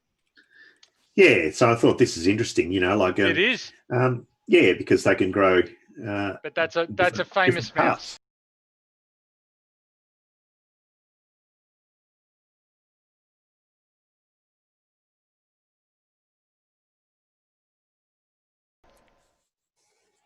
That's okay, Terry. Yep. Yeah, so the ear was made of a biodegradable polymer, and then it was replaced gradually by the cartilage, and the polymer degraded and was no longer there. So it was basically just a cartilage ear, which they could then cut off, take the skin off, and insert under the skin of a human, basically, and replace an ear. So, and they've done other experiments since then. Has anyone heard of Emma Eckstein? Nope. No, she doesn't look familiar. No. Emma Eckstein was a patient of Freud's, and she had a condition, hysteria, and the other condition that she had was quite interesting, as you can see here. Compulsive masturbation. Oh, right. That's a condition. So, apparently it was a condition back in those days, right? That's right.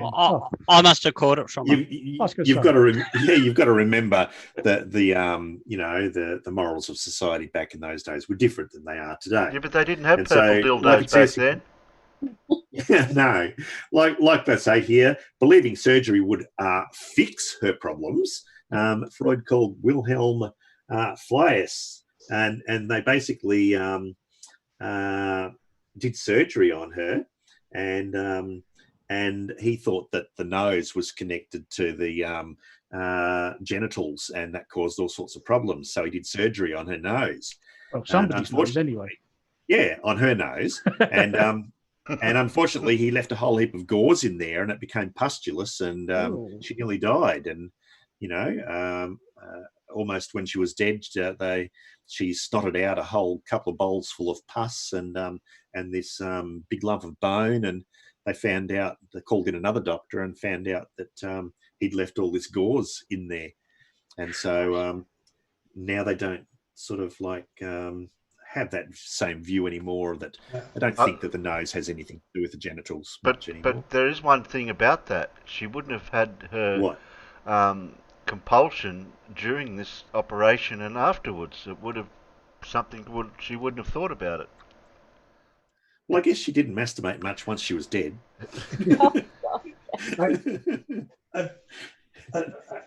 A quick little aside. I can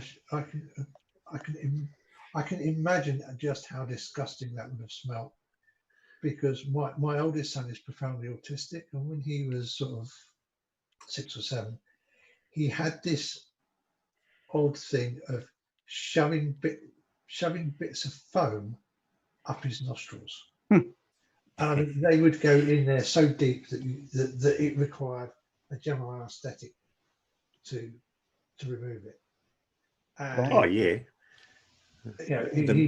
many a kid has shoved things up their nose. Toy soldiers, all sorts of things up the nose, in your ears. Yeah, Yeah, but I mean, he'd get it so far up there, you'd look up his nose and you wouldn't see anything. It was like, why has he got this nasal infection? Oh my God, would the smell be disgusting? Yeah, he had to go in several times to under general anaesthetic for them to remove it, the stuff that was up there. So You've heard, Alan, about the bloke that went to the doctor and the doctor said, how can I help you? And he pulled down his pants and the doctor said, my God, man, you've got a lettuce leaf hanging out your bum. And the patient said, that's just the tip of the iceberg. Oh!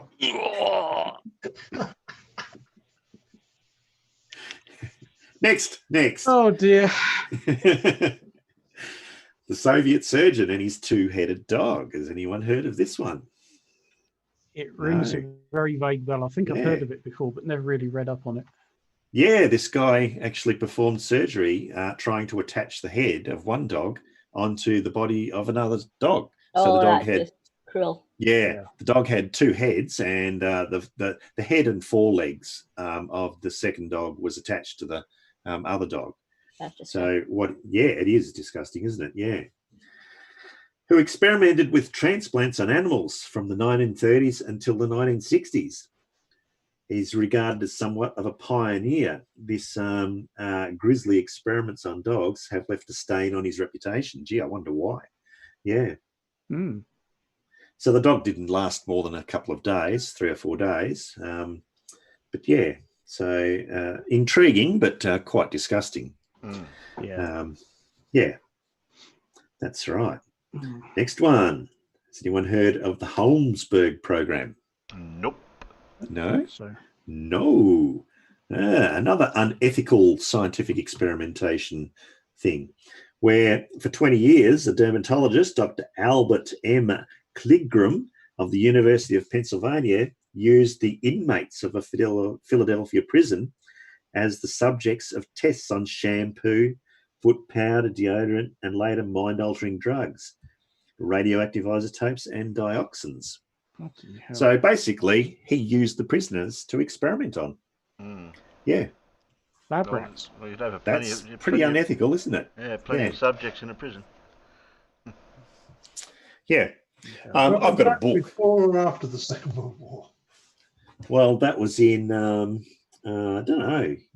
Doesn't say, does it? The year. I have to find out a bit more about that. Yeah, might have to look that one up and find out. I've got a book. It's called Electric Sheep and Other Scientific Facts. And it's all about the discovery and the testing of electricity and the experiments that they did. And they used to do all sorts of things with when they found out how to generate electricity.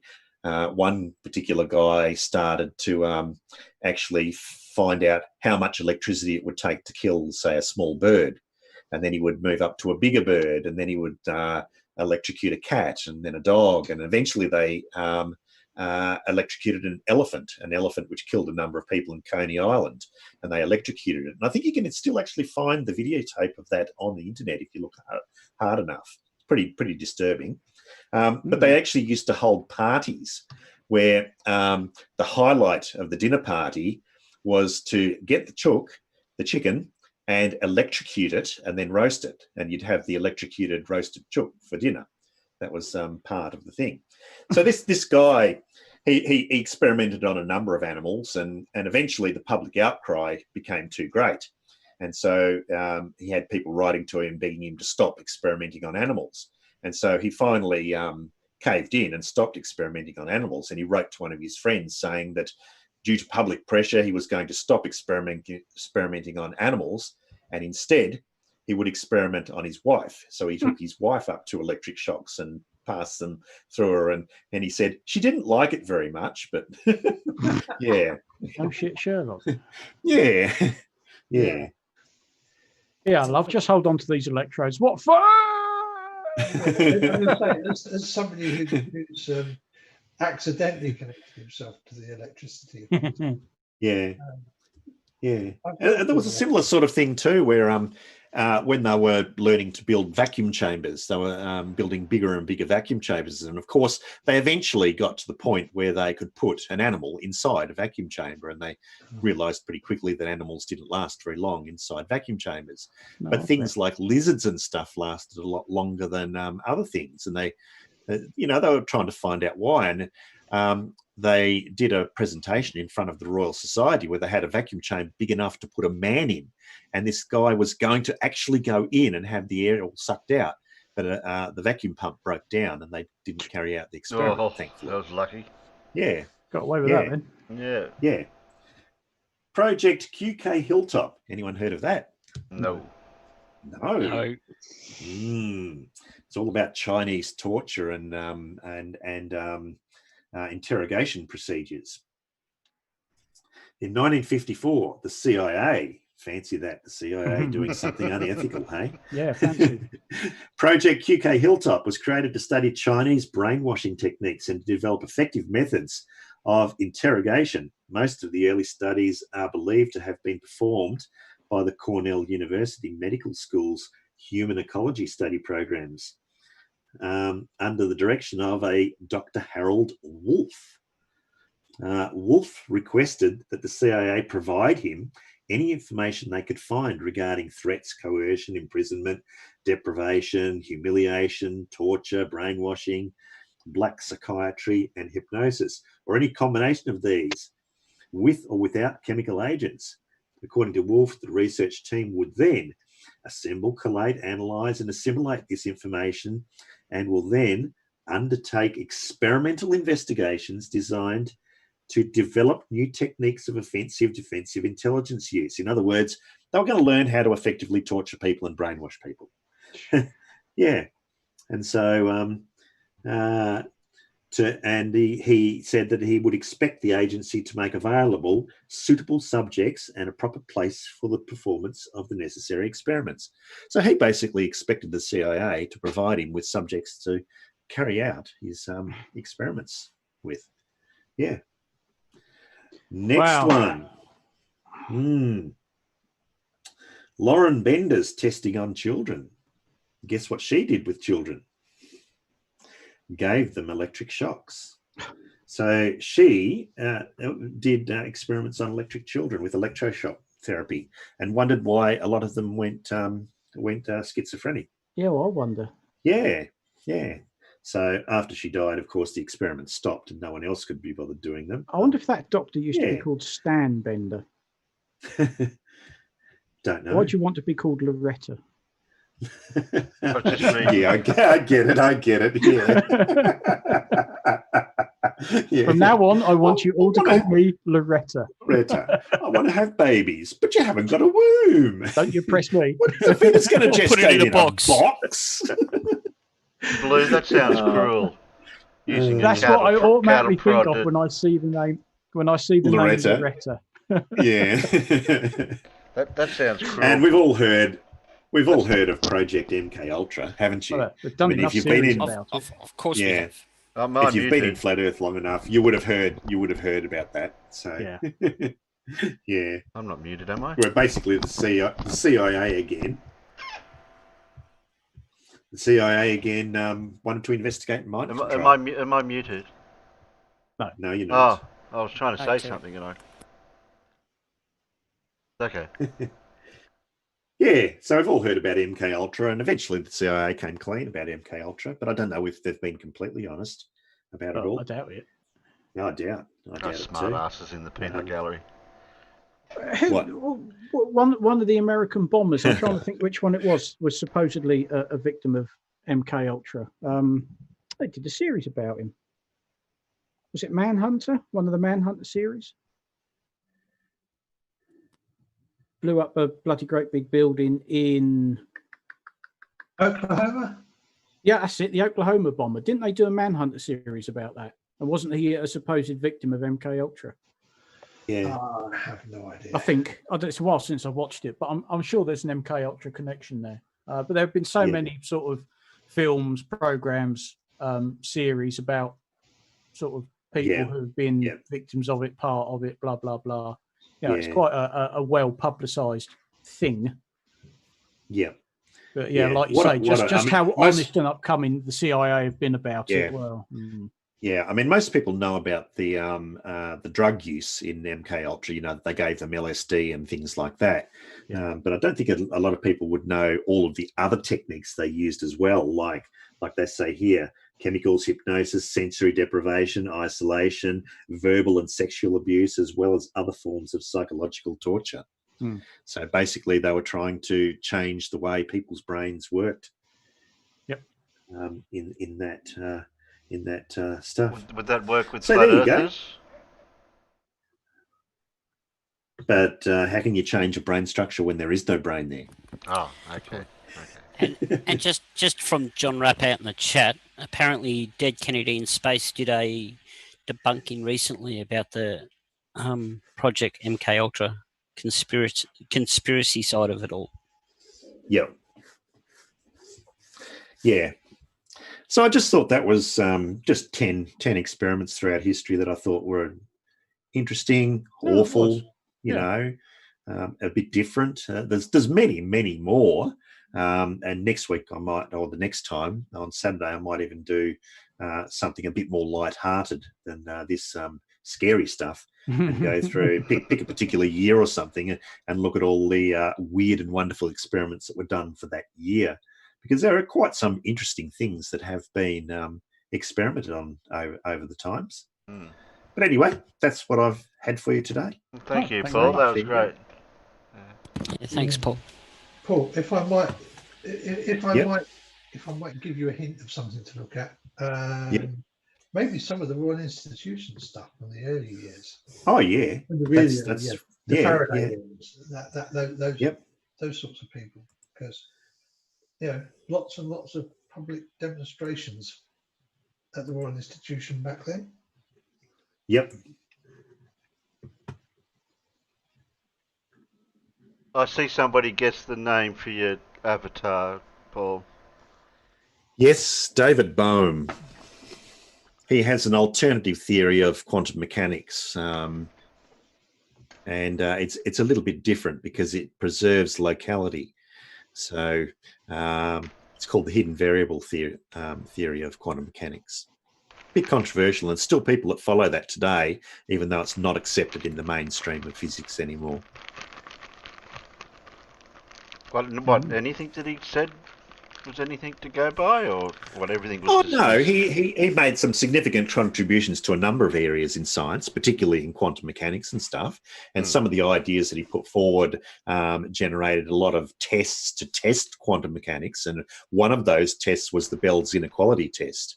And they're still actually testing Bell's inequality even to this day. So they're still finding out more about it and making tests that push the boundary of our knowledge in relation to Bell's inequality. So would that be a typical example of in science where you check somebody else's theory or test or result, and you see if you can replicate it or make it better, or if it does come out better, well then you've gone beyond that person or you've falsified it. So in science, that's a good example, that one, of that bloke then. Yeah. Okay. What time are we running? We got time for 20 questions? Sure. 2 hours and 15 in, so. I think so. Okay. Just see how many questions are in this.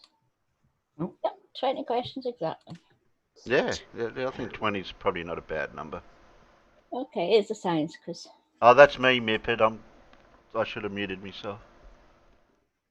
He's rolling himself some cigarettes. Yeah. Well, I was trying to talk at the same time. Sorry.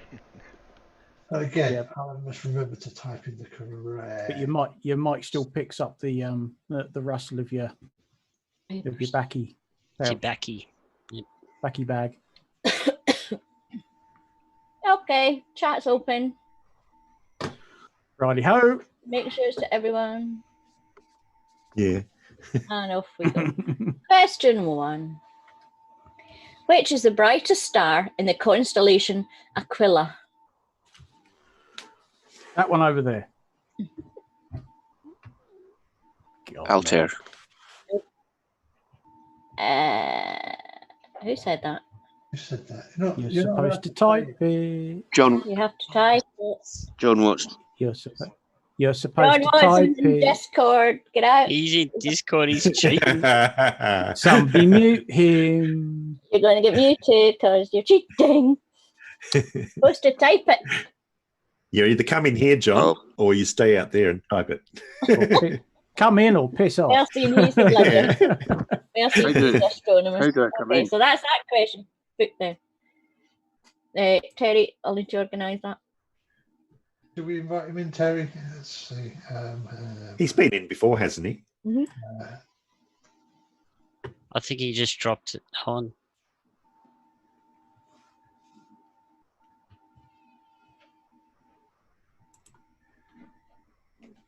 Oh dear, good old John.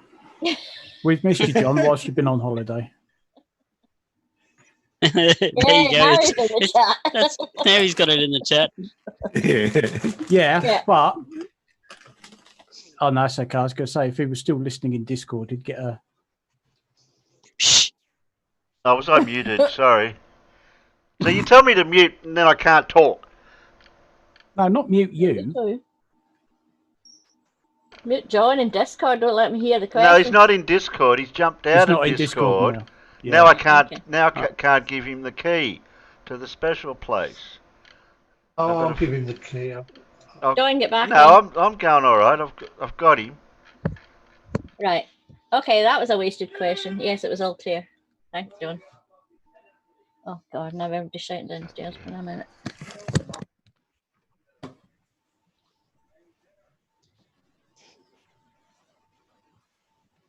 Right. Rhythms. Go into the Oz squad, into the special place, John, and you'll find the key.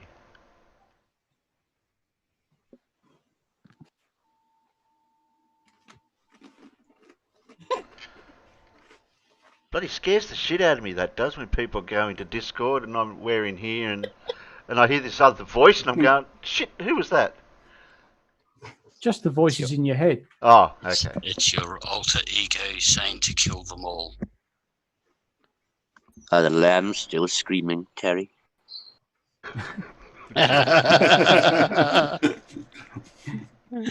The voices in my head don't like you. Go down the special place in Oz Squad, you'll find the link.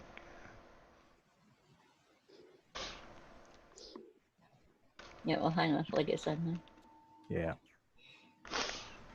Or I can just DM in the join link, Terry.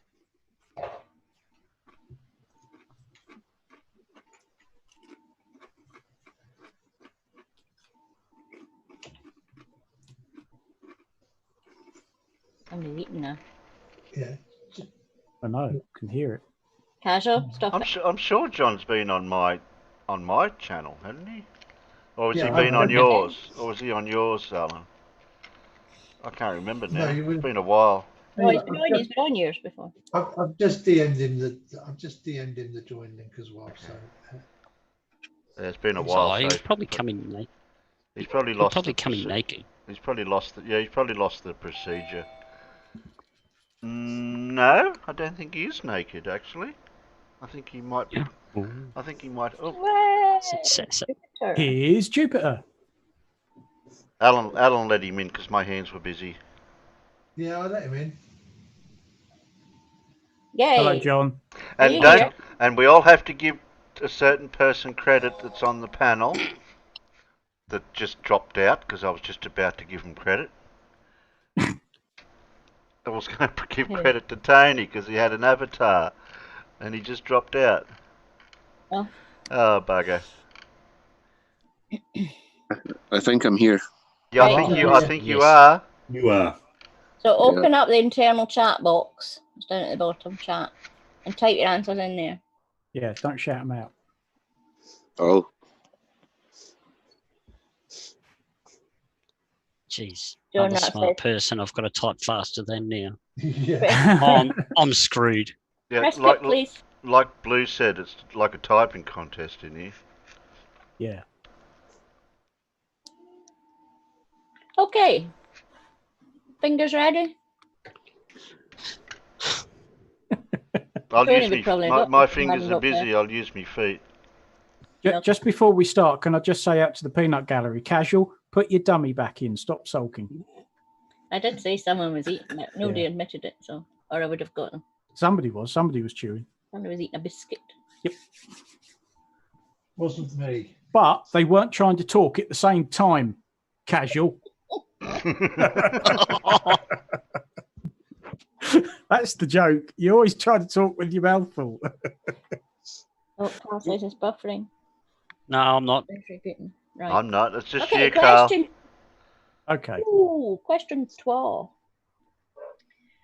What does a lithologist study? Lithologist. Lithologist. Oh. Yeah, I think Tony would have got this. Yeah, that sounds about right. Ish. Nah. Okay, 2 people got that. That's not what I've got, but you can have it. I've got rocks, but earth crust will do. Carol and Don't call me Dad. Fuck's sake. Paul. In 1995, Aileen Collins became the first woman to pilot what?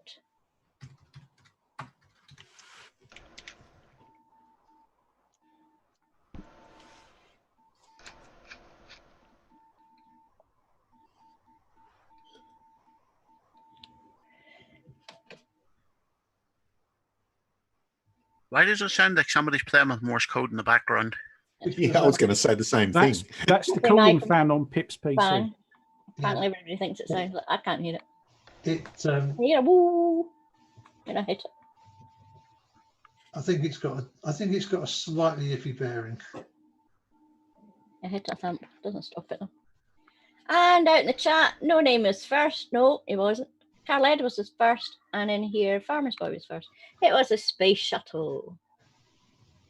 Because I'm looking at the other thing, my head goes towards the computers, which is noisy. Which part of the body is affected by Addison's disease?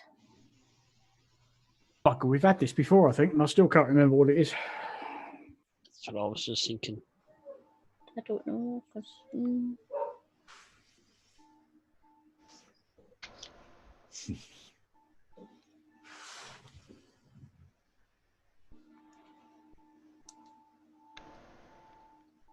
Okay, I'll give you a clue. It's a gland.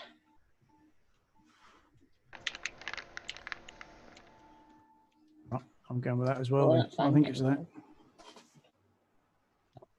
Oh, no. Oh, I'm sure we've had this before, and I just I hate it when she says no. No. No. No. Tap, Damn. tap, tap. No. There's a certain inevitability to the sequence, isn't there? You hear the tap, tap, tap of the keys followed by no. Well, it's not penile and it's not testicle. Okay, somebody's got it. It's the adrenal gland. Adrenochrome. Hey. Sciurus vulgaris is a Latin name for which animal? Sciurus. Not familiar with that one. Something ugly. Not necessarily. I don't think that's what it means in Latin. No. Not sure. Because the Latin words do sometimes, oh, it's got to mean that. No, it doesn't. Ooh. I think it generally means, I think Dora's got it right. I think it means more common than anything else rather than, gods, that's a 2 paper bag job. No, nobody's got it. It's a red squirrel. Oh, I was thinking of a green squirrel. Okay. The It's proper a cat. native squirrel, so I can't see. No, Not those bloody grey imports. Not a lot of them left. I don't think I've ever seen one. What, red squirrel? No. I've seen 1 or 2 in my time, but that's about it. Lots 1 of or green. 2. Okay, which gas used in welding is produced from calcium carbide? I never got to finish my bloody sentence. Well, you said welding. Calcium carbide and water. I think it's that one. Yeah. Yeah, it is. I just spelt mine wrong. It's very easy to spell wrong. as you would expect. Well, yeah, but that's why we say spelling doesn't matter. Yes, trying to figure out whose name's whose matters. There you go. No name. Well done. And I'm Alan. That's Alan. I know the person. I know the person that wrote the question wasn't a welder. Sorry, colon. I've completely missed what you're on about now. How many times you heard that said to you in a pub? What? I've lost the thread now because of bloody delay. I don't know what you're on about. Yeah, Metal Slugger was on the track that I was thinking when they said welding, and I'm thinking, no. Okay, number 7. What Greek letter is a scientific symbol for wavelength? And I want the name of the letter in Greek. There you go.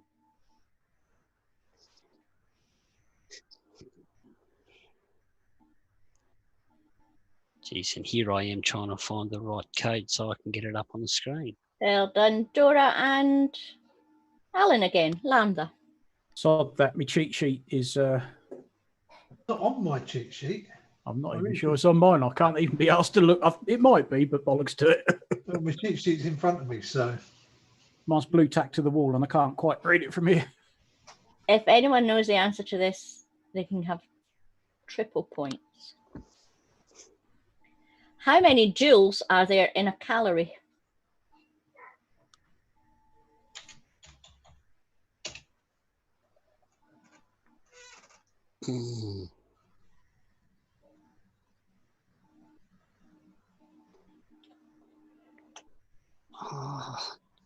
Paul's close. Yeah.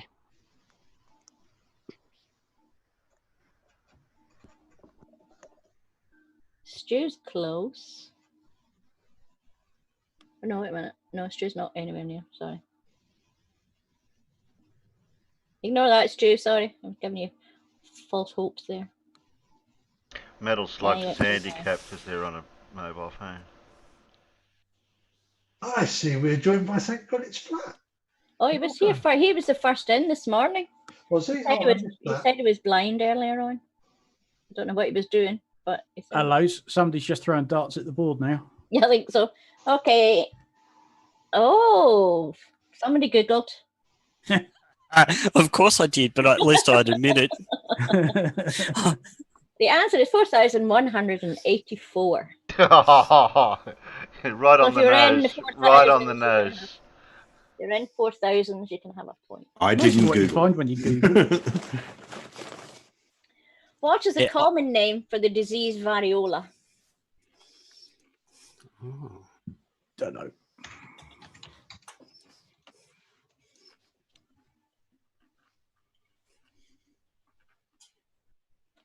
Because it's also the same virus that causes.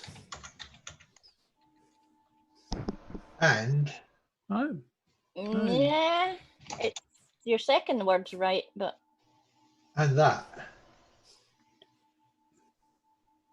This is from a actual published book, so I'm hoping that I've got the correct answer. Mm-hmm. Yeah, but it's that virus causes all three of those. Can cause all three of those illnesses. Yeah, and another one then, because it's none of them.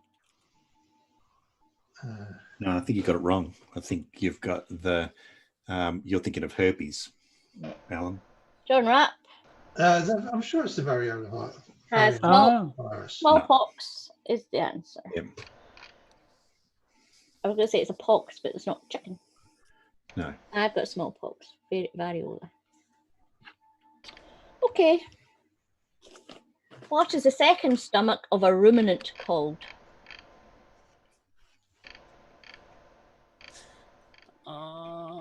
Number 2.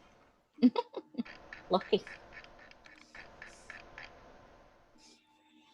The one after the first one? Yeah. Don't know. My dad never had ruminants.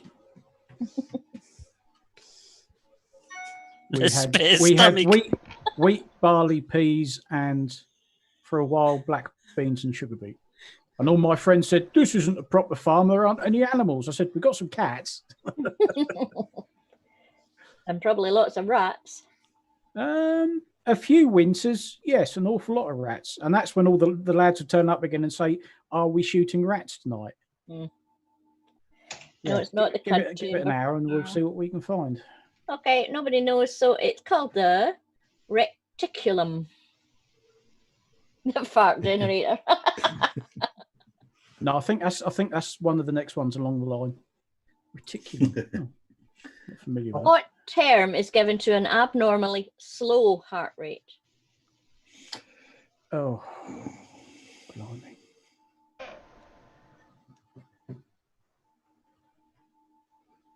I'm with you there, Kaja.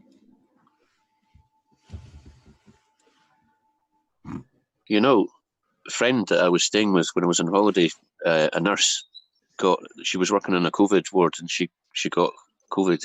And in the end, she took herself to hospital. She drove herself to A&E and they checked her pulse and it was a 195. Whoa. The nurse that checked her over, she's like, must be something wrong with this. I'll try again. Oh, no, it is 195. Yeah, I once measured 180. I'd gone to Addenbrooke's Hospital. I hadn't gone my usual time first thing in the morning. My appointment was just before lunch. So I sat there and I watched all of the doctors piss off for lunch, come back an hour later. Then they brought me in and took my heart and did the old blood pressure and everything. And my heart rate was 180. And they said, why? So I explained to them in no uncertain terms why my heart rate, my blood pressure was so high. And ever since then, I always got the first appointment in the morning. Don't book me in for an appointment just before you all piss off to lunch. Couldn't believe that they actually pissed off to lunch and I just watched them all troop out and they came back an hour later. Where else had they gone? Oh, we have a correct answer out in the chat. Rover, you nearly had it. Yeah. John Rapp, it's bradycardia. Yeah. Oh. Yep. Well done, Blue. Just get in there. It was Brady the varicella virus I was getting confused with. Not variola. Right. At which Italian university was Galileo the chair of mathematics from 1592 to 1610? Yeah, whatever. No. Here's the real science questions. What is the SB velocity of an unladen swallow? African or European? Correct.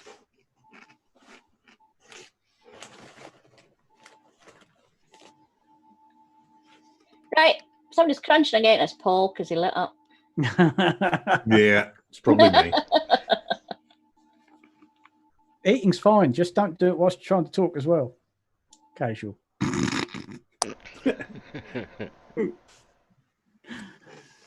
Tachycardia.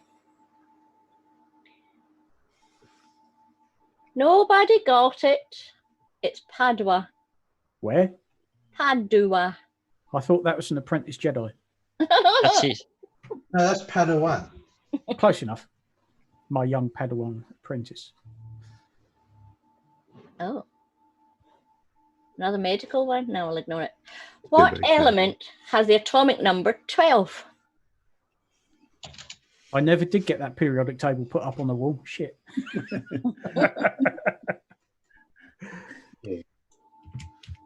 Oh, is it? No. No. Casually, yeah, I'm a nurse, you know, I know these things.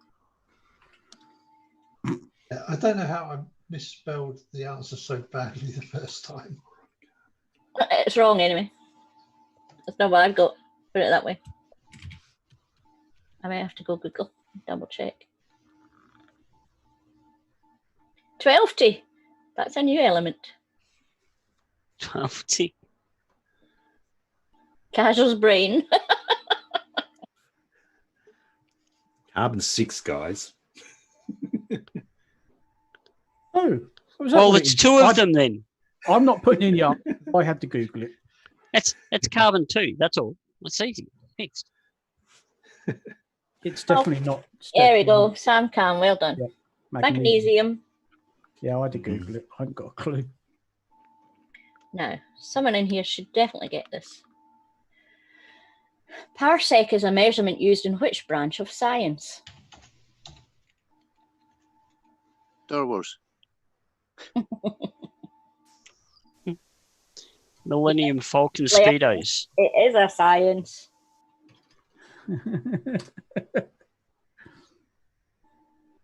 Fred Bailey and Paul, well done. Astronomy.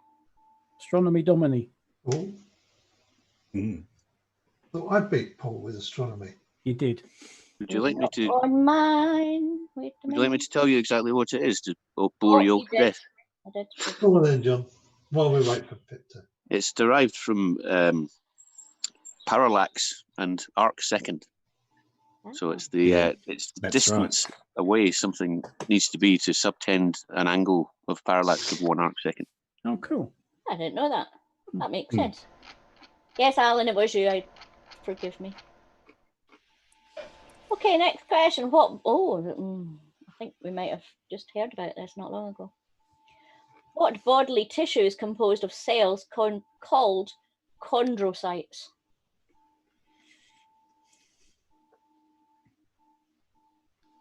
What bodily tissue is composed of cells called chondrocytes?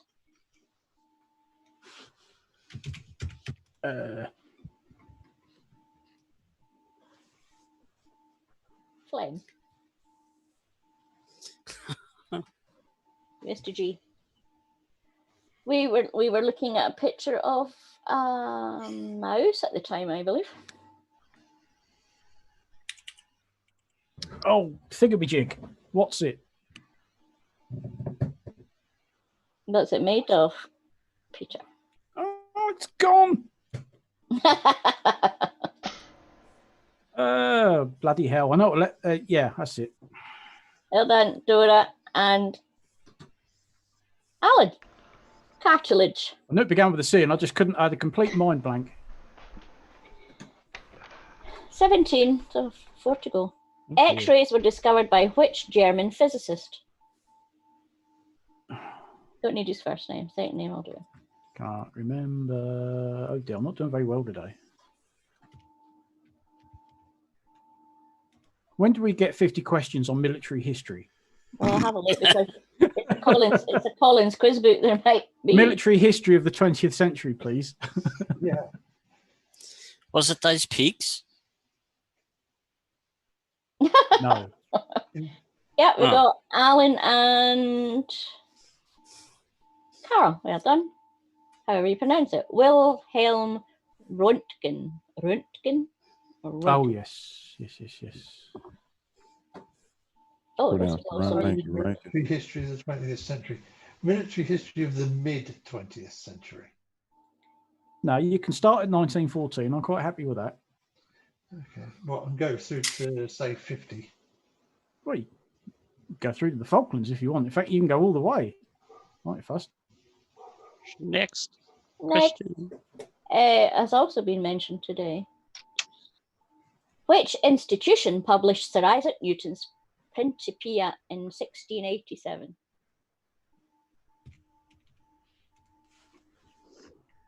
Yeah, it was the Royal... Well done. Nobody heard you. Well, I did. These days it's just known as that, isn't it? Yeah. Fred Bailey, well done. Yeah, it's the Royal Marines. That's it. It's the Royal Marines. Their YouTube channel is actually really good as well. I've actually got the Royal Society, but yeah, Royal Institution. It's called a Royal Society. Royal Society. Did you know Actually, I think they're different things. Well, there you go. You're all wrong now. I thought they were the same. The Royal Society is my... The Royal Institute is where the Royal Society gathers. Right. Ah. Okay. What does the body lack in the condition hypoxia?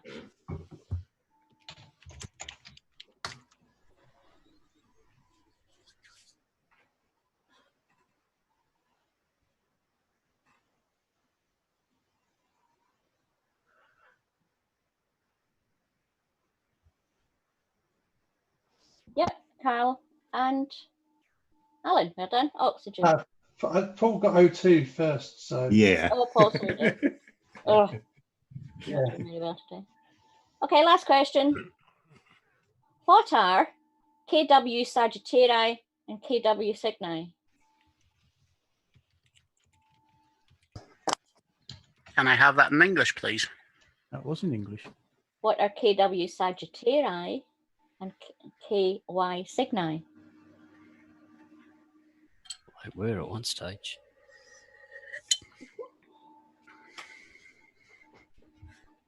Yep, Laura and Peter. They are stars. They are super giants. That's me. Thank you. Oh dear. It's a very poor showing on my half today. I'm having a look to see what. I was quite surprised how quickly I could type stuff today. Subjects you've got. When I knew the answer. Yeah. That's it. No more medication for you, Alan. Oh, I've got inventors and inventions. We could do that next time. Only if it's Ferdinand Terry. Porsche. Car makes and models. If it's inventors, can it be Ferdinand Porsche, William Messerschmitt, R.J. Mitchell. R.J. Mitchell. Have a quick look. Roy Chadwick. Oh yeah. So who was No, out I in the don't think peanut they- gallery that got most of them right? I think Carl did today. Yeah. No, okay. Carl or Dora, one of them. Toss up between the two, I think. Yeah. Where's that? Now, just for you, Farmer. Ah, thank you. Now, what the bloody hell is that? Okay. I think it's a good theme to put these thumbnails on at the start of the. Because it took a while to find something, and it's in our realm of science and technologies and everything, so it's not as if it's out of that area. So that, I'll give a clue. Oh, Alan, okay then.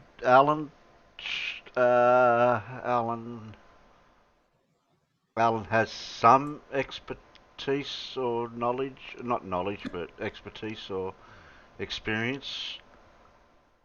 Is it for making lenses? Ah, shit. Yes, Pip. Thank you.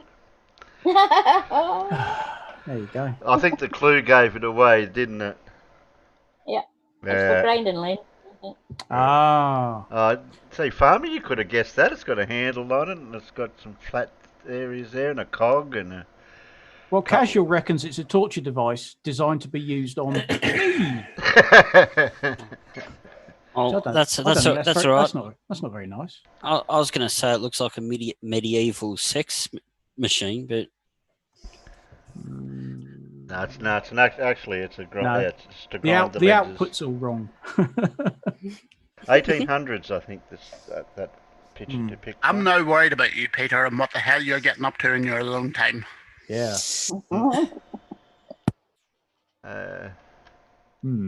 Terry, I found a cars quiz, so I'm going to do that the next time for you. As long as they're not Pommy or I'll ignore the Pommy American one. makes ones, because I don't know the American one. Oh, no, yours are the British ones aren't too bad, but American makes and models. Somebody had experience with that today, trying to figure something out about that. yeah, we got there in the end, though, Terry. Yeah, well, I was Googling too, frantically, trying to narrow it down. Video up. Okay, we're running ahead of schedule for some reason. How'd that happen? Good. Because we only did 20 questions. Usually we go on for like an hour and a half. Yeah. No. Shush, Keela. Oh, No, shush. Well, that may lead. Hello? All right, talk to my phone. Okay. Well, As you that do. leaves us with. What have we got here? How long does that You go want to for? see my boss? But how could anybody turn down an invitation like You're that? If you want always to see showing my balls? bloody balls. No, Talking about sex machines. Boys and their balls, I don't know. Well, just finishing off what we're doing and then ready for the next segment, and you want to squeeze your balls in? So to speak. That's what she said. I'm proud of my balls. So you should be. Okay, okay. I'll be honest, Blue. I haven't said this to many men, but you really do have a beautiful set of balls. Even though they might be little at the moment. Yeah. Oh, they're growing. What do you think? You want to see? Okay, then. Show us your balls. Yeah, show us your balls. Okay. I thought you'd never ask. Let's see. Where's my balls? Oh, here they are. Oh, there you go. Shiny. Yay. Okay. So you've seen I think you've seen these balls, right? Yeah. This is when I was trying to figure out how much that thing would deflect. Mm-hmm. So I got industrious and hooked the little wires up. There's one of the support wires. See where my pointer is? See. And there's the other one coming from the other side. All to a little central point. I put it in a little fixture like that. So hold everything steady where I could pull nice tension on it all. And then when you mount it in the cabinet, it looks like that. Cool. Oh, wow. Yeah. There you go. You haven't got saggy balls anymore, Blue. Yeah, I know. Got a nice straight stick, a couple of beautiful balls. Perfect. Here's the center point of it. Wow. And there's the other ball. It's nice. Your balls are really your balls hang quite nice. Yes, they do. Balls hang low. Yep. Swing low. And they swing to and fro. Mm-hmm. And your balls fit comfortably inside that box. Just perfect. Almost like it was made for it. Yeah, indeed. You know, anatomically, the left-hand ball is supposed to hang slightly lower than the right-hand ball. And it actually did.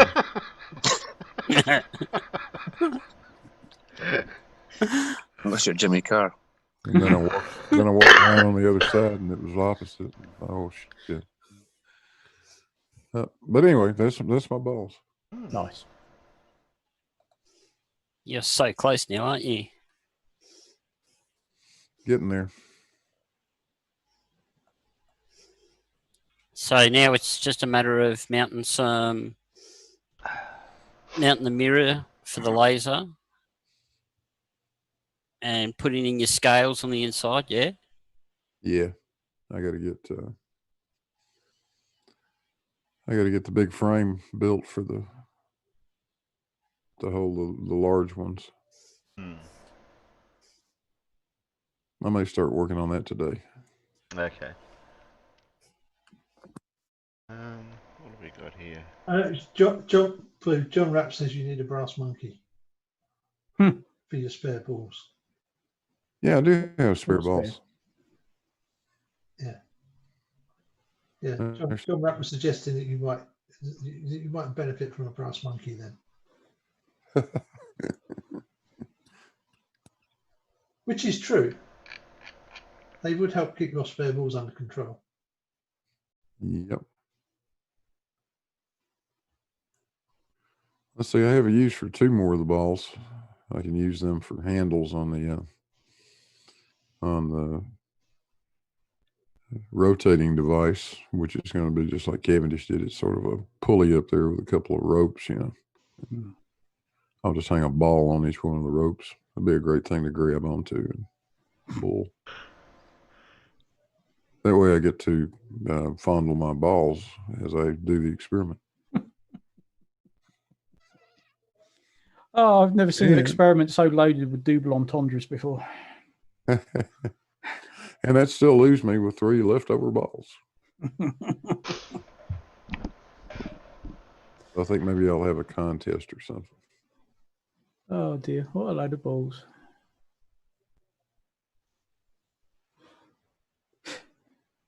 Yeah, you really need 4 square balls to make a brass monkey worthwhile, though, don't you? Yeah. Yes, there'll be things. Yes, the shop does have air conditioning. I can see Blue putting one of his balls in an envelope and sending it away.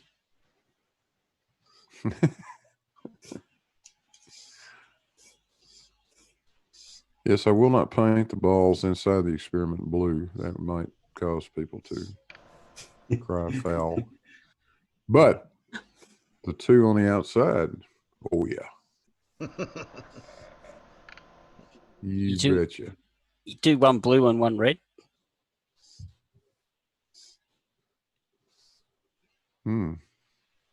That's when you need an artist to actually paint it up as a proper globe. Oh yeah.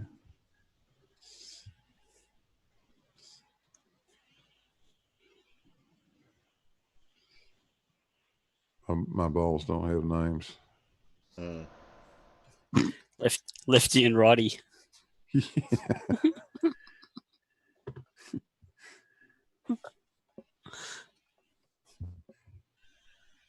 Okay, I've got itchy and lumpy, and scratchy. yes. Itchy and scratchy.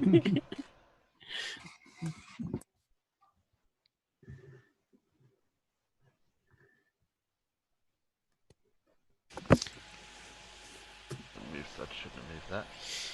Alright, I've got that one, or that one. I've got 3 videos here. That one goes for 6 minutes. That one goes for 11 minutes. That one goes for 10 minutes. Oh. Okay.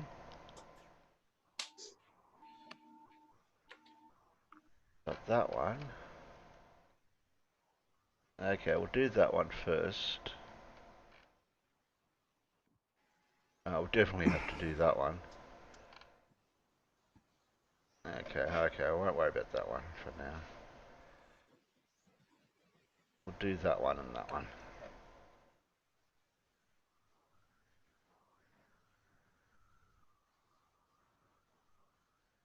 I can't play both, they're both a bit long. That one was a Where's Wally, but we'll play this one instead. This one's from Arctic Reflections.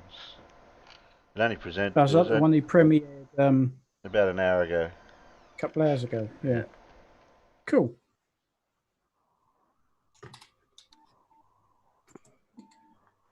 That's a great name for a contest. Warrior didn't like that I tried to correct him regarding the lighthouse and give him facts. He blocked me from his channel. The new level of stupidity from Sleeping Warrior. Yes, he succeeded to make himself a bigger fool than before. He's incredible. Okay, let's roll.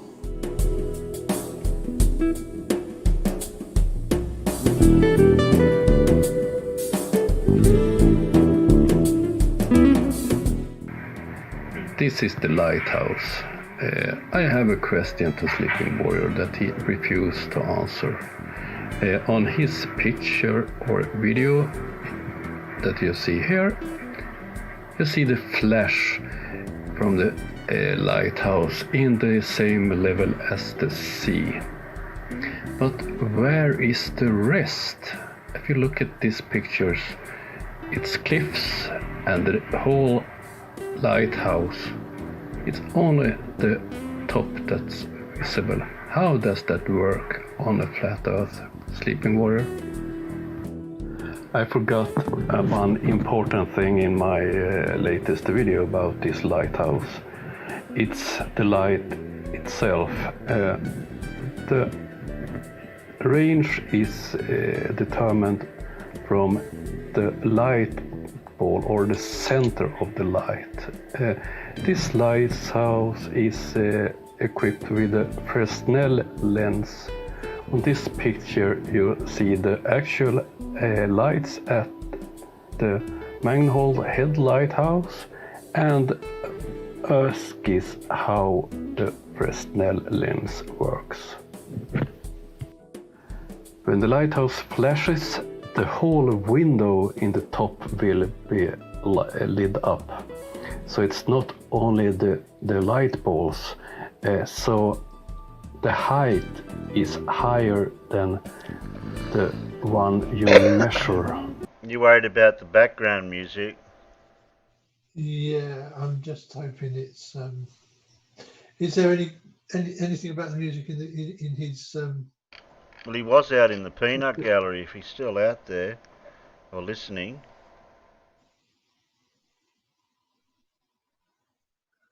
That's the same music he's used, I think, on just about every single video he's made. He's always got that background music playing.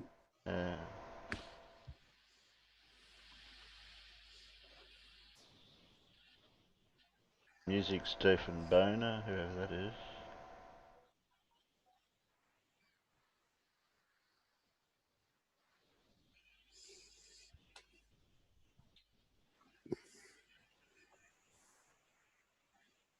Okay, I think he's got.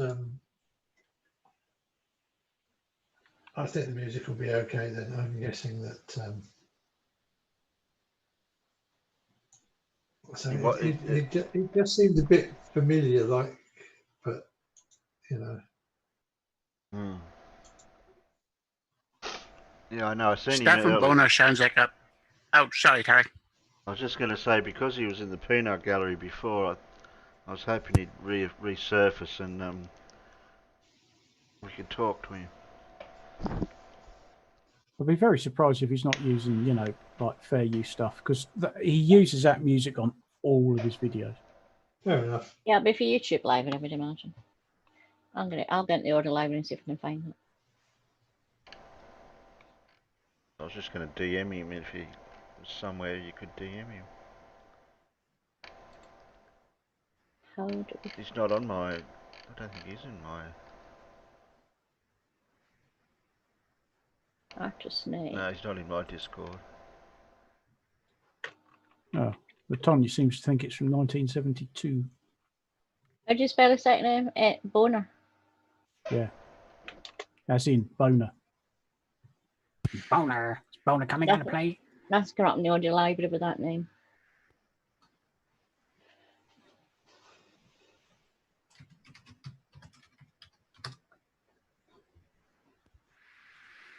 King Stefan's a professional ball polisher.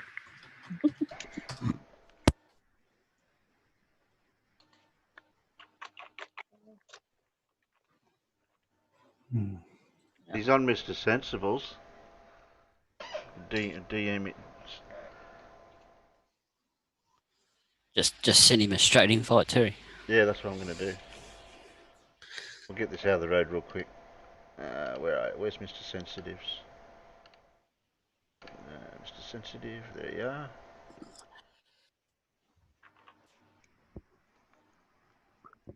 There we go. Send him an invite to my server. And I'll DM him. Message him.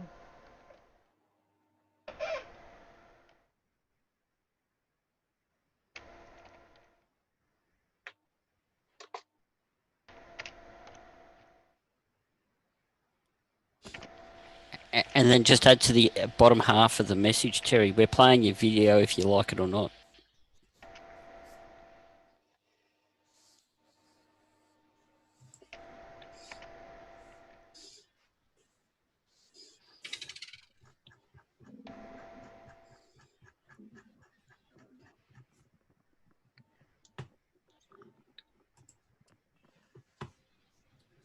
Why don't you play another video just now till we sort it out?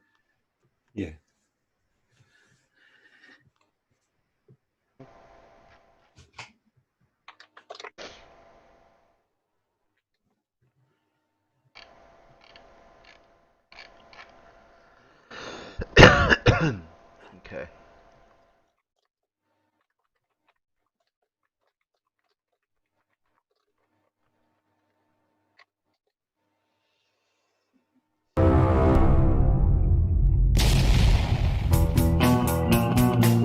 please.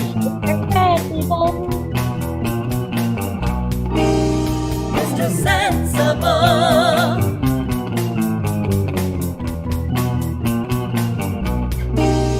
Mr. Sensible. Fighting stupidity.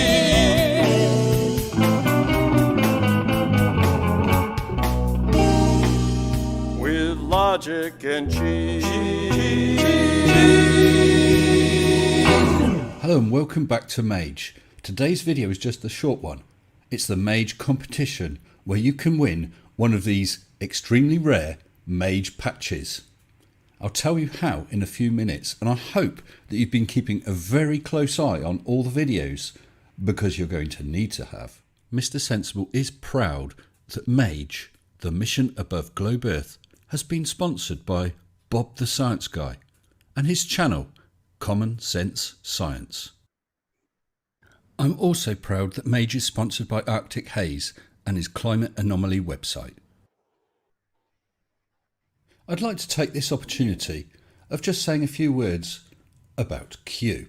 Now Q is an experienced high altitude balloonist, and we hooked up and he kindly offered his help, and it has been invaluable with advice, technical expertise and more. For his own reasons he wished to remain anonymous, and so I had to call him something in the videos, and I just plumped for Q, and as a joke I said he's anonymous, QAnon.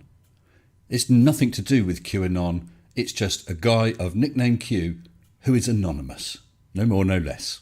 Well, Q took on his new nickname straight away and then started his own YouTube channel with videos like this one. He's done one on GPS and he's done one on satellites and balloons. You really must check them out. I'll put a link to his channel up there. It's going to be an interesting channel to watch because Q has a lot of technical knowledge. Go check it out. Go give him some likes and subscribe. So to the competition. As I said, the prize is this. This is one of only 5 Mage patches that have been made. I've got one. My daughter has one for coming with me on the day to help. Osvaldo Greco for doing the artwork, and one for Q by way of thanks.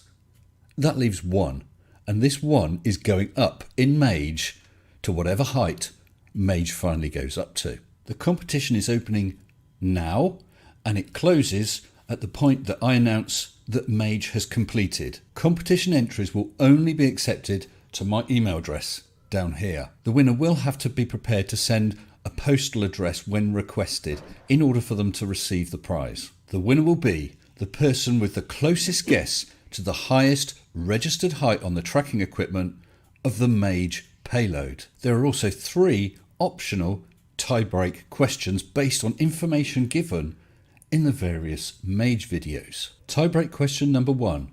What was the final estimated weight in grams that I gave for Mage? Tie-break question number 2. What was the final estimated descent rate given for Mage in meters per second? And tie-break question number 3. Based on the original target height for Mage, I stated how far the tracker should be able to be picked up from. How far was that in miles? Hopefully, with a height guess plus the 3 tie-break questions, we'll have a clear winner, but that's not necessarily so. In the event of a tie, if one of the winners is either a member or a patron, they win.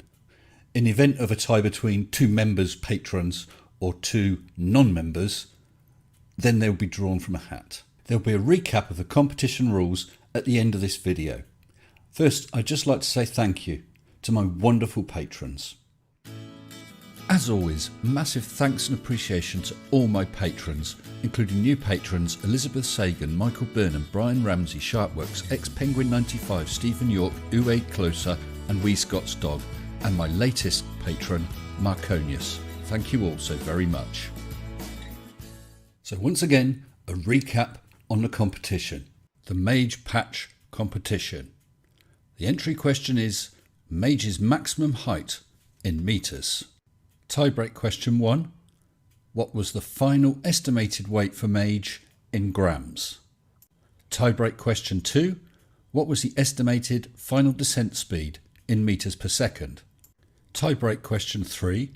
What was the given maximum distance that Mage could be tracked from in miles? All entries should be sent to mrsensible@hotmail.com with a subject line of entry. The competition closes when I announce that Mage has completed. Any decisions over any of the entries and the final winner is mine and mine alone. So I hope you'll all have a crack at this. It's only about 1 week until Mage. Thanks everybody for your support. Thank you for watching. Stay sensible and go Mage! Shut up and sit down. It must be getting close to launch. Couple of weeks. I Or think maybe so. a week and a half.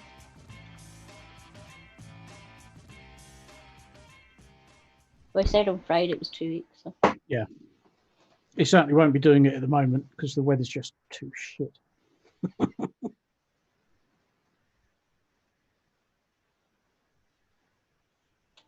You should have been writing things down.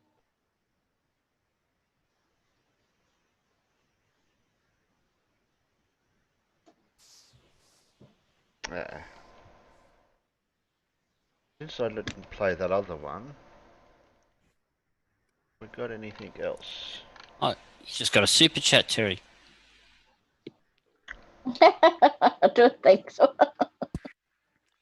Hey, sorry, folks, I have to drop, so I will catch you in Discord in a little bit. Okay, then. Later. See you later. Okay, who else have we got? I've got an Edward Anderson. How long does he go for? He goes for 6 minutes. Distance to the dome calculated. Oh, well, that sounds like interesting, useful information to know. Yeah, I've always wanted to know how they figured that one out. Yeah, knowing the distance to the dome will be really useful in understanding how flat the stationary plane. Yeah. That. Okay. Do they give out free samples of the dome as well, Terry? Don't know. Do not know. Miserable sods. What else have we got? That's it. Yeah, where's Wally goes for 10 minutes. If you are going to use aircraft flight times as a thing for the flat Earth, does that not imply that you have to also have a map? I sent you a DM, Arctic Reflections, I think. Did I send it right? Let's check. Yeah, I sent you a DM in Discord. A link to Ozzie Perspective.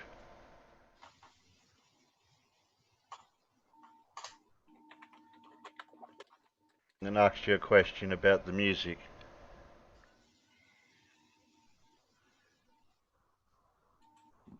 You just ask them now. Yeah, that's what I'm just asking about the music. We're worried about playing the music. The last video you made. Okay.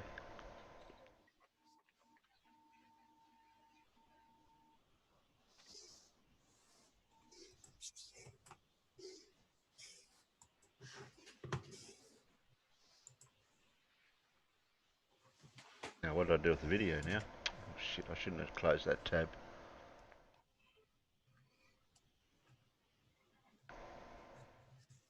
Where'd it go? Oh dear. Oh, there it is. I found it. Right. Oh, we've got a baked beans and toast. Mm-hmm. Yes, we're flat and domed. Welcome to Flat Earth. Okay. Wasn't baked beans and toast in the side chat of the MC Toon and PhD Tony debate earlier on? Milk it General saying, get rid of baked beans. What a moron. Well, unfortunately, we only get rid of people from here when they prove to be idiots. Arseholes. Yes, Pip, exactly. So give him enough rope, and Yep. he'll hang himself. Oh, Latonia. Barf. Baked beans out of tin. Don't put sugar on them. God, no, they've already got enough sugar in them. Our baked beans are different from your baked beans, Latonia. Tell you that First much, time yeah. in a tin with tomato sauce.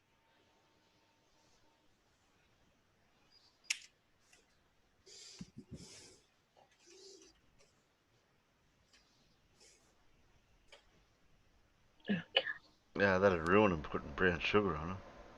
Barf. Barf, barf. Yeah, Fred Bailey says we even love Thank God It's Flat. Where is Thank God It's Flat? Yeah, it was out in the peanut gallery there earlier. Yeah. How the hell do you make baked beans without sugar? Because we buy ours in a tin with tomato sauce. Yes. Heinz Okay. baked beans. And they've already put plenty of sugar in it for us. Well, not half. That's why you can get reduced sugar baked beans. Yeah. Dora, I do tend to agree. I hate beans with my breakfast.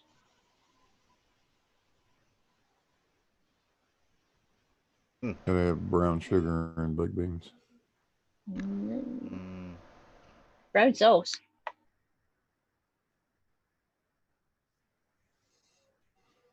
Yeah, thank God it's flat, is it? Well, This baked is a beans decent aren't person, meant to you're be right, sweet. Carl. I didn't think baked But beans. they are. American baked beans and our baked beans are two completely different things. We get ours from the same place you do, Pip. A tin. A tin with Heinz written on it. Yep. Well, mine are Asda because they're cheaper, but never mind. Same, but different. Yep. Beans. In fact, I've been having beans. Good for your heart. The more you eat, the more you fart. the more you fart, the better you feel. So eat Make Heinz baked beans. beans. Yeah, good meal. There you go. Okay. Yes, casual. It's vile. It's vinegary. And you get reduced sugar, Heinz ice, salad cream. Yes, you can. It's awful. Oh, Arctic Reflections is in the Discord now, so that's that sorted. I think he's saying everything's okay with the video.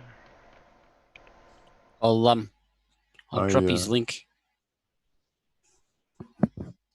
I refuse to buy Heinz anything.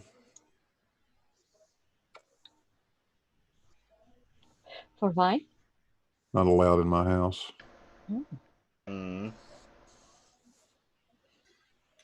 Well, ever since Ms. Hines decided to run for president. Oh. That lost me. John Kerry's wife.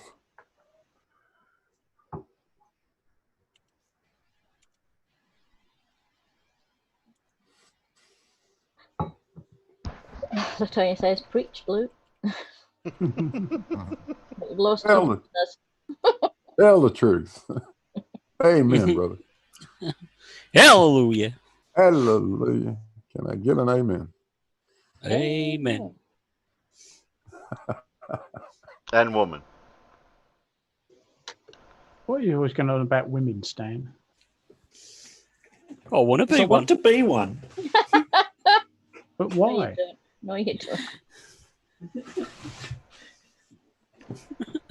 I want to have babies. You can't have babies.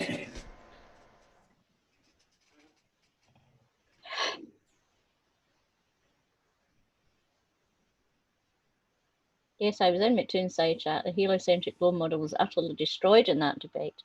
Well done, you. Which debate are you talking about, baked bean and toast? I think he was watching the same one that we were. Sure. Oh, I don't know.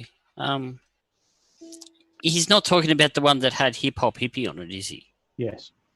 Yes. The one that happened about half a day ago. Did he smoke a joint before he watched it? Quite possibly.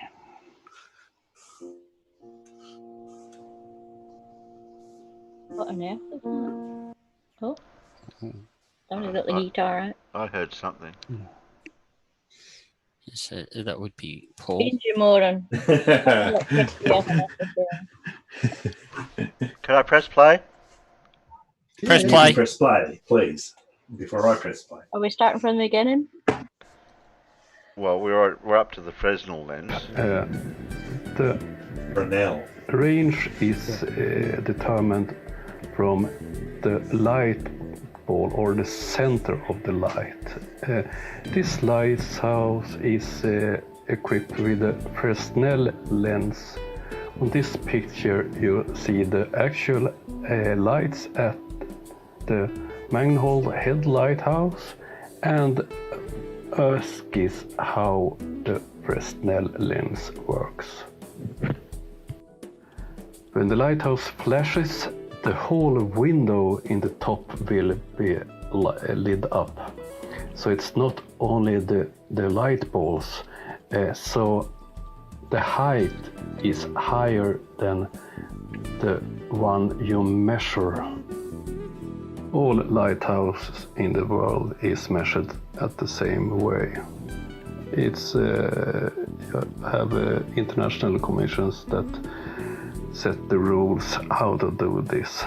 So if you want to change this Sleeping Warrior, it's only 7,800 lighthouse to measure for you. Good luck.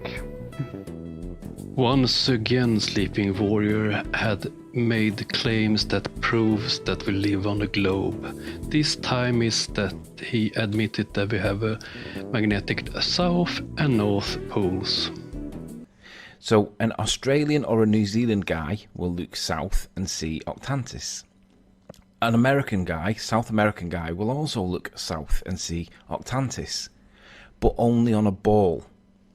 In real world, two observers in Australia and in America cannot see the rotation point, be it, call it whatever you want, when looking due south. Now, the issue is not that you can see it.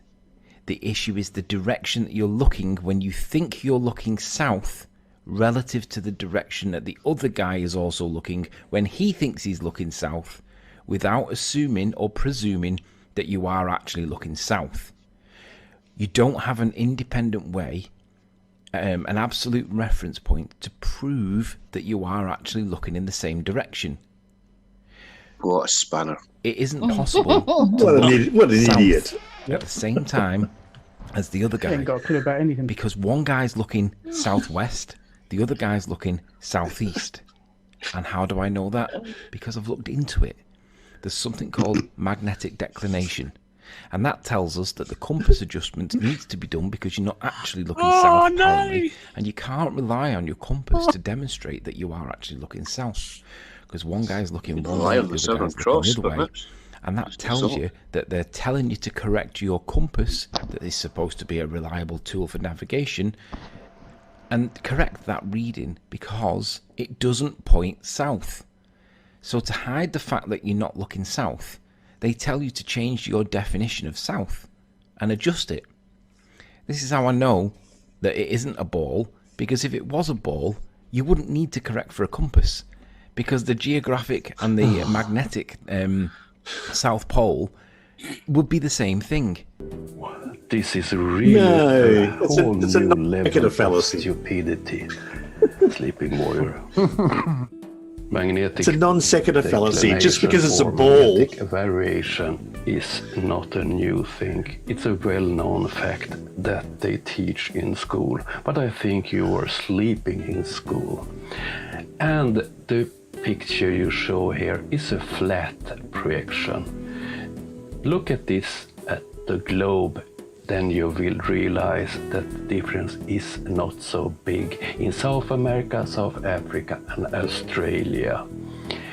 And another thing, why is one of the measurements from Antarctica, isn't that the place that you can't go? So you have Antarctica, South Africa, and Australia. Why? This is a picture from a fighter from the Second World War. Why do you think the compass looks like this? And read the text. And this is a gyro compass from a ship. Why do you think we have gyro compasses on ships?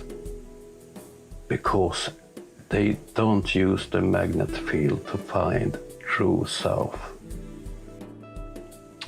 If you try to find your way back to your mother's place in your Range Rover Sleeping Warrior, these declinations have no impact on your navigation.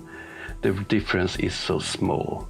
But are you driving a ship over the oceans or an airplane between continents? It have a big impact. That's why professionals have instruments handling this problem or this fact. That amateurs like you don't know about this. It's your ignorance that's the answer why you don't know about this.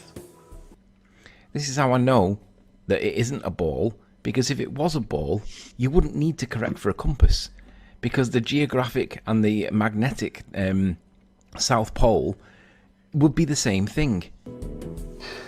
This is without doubt the most stupid part in your video. You don't know the difference between true north and the magnetic north, and the true south and magnetic south.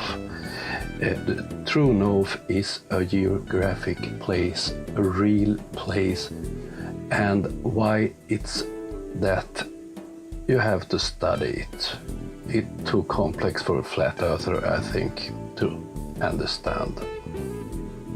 I will try to make it simple for you, Sleeping Warrior, why you can't have the magnetic south and north as the real south and north.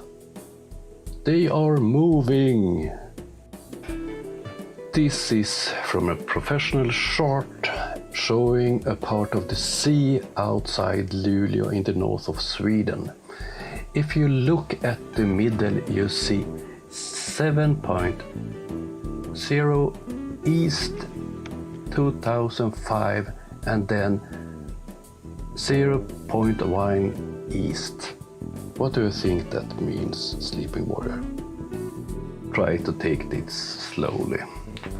2005, it's the year, and that year the declination was 7.0 degrees east of true north. And for each year it moves 0.1 degrees east. Why is that? So the magnetic north and south are constantly moving. The magnet field is moving. So how could you have the same magnetic north and the true north? It wouldn't work, you fool. And at last, you think we have the burden of proof. But you don't understand anything we try to explain to you. You don't understand how a lighthouse works. You don't understand the magnetic field.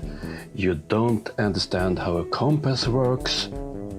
How can we prove anything to you? You don't understand the simplest things. Okay all, that was all for this video. I will be back soon. Hopefully, Sleeping Warrior don't break this stupidity record. I think I want to make a video about someone else than Sleeping Warrior. Thanks for this time. Bye.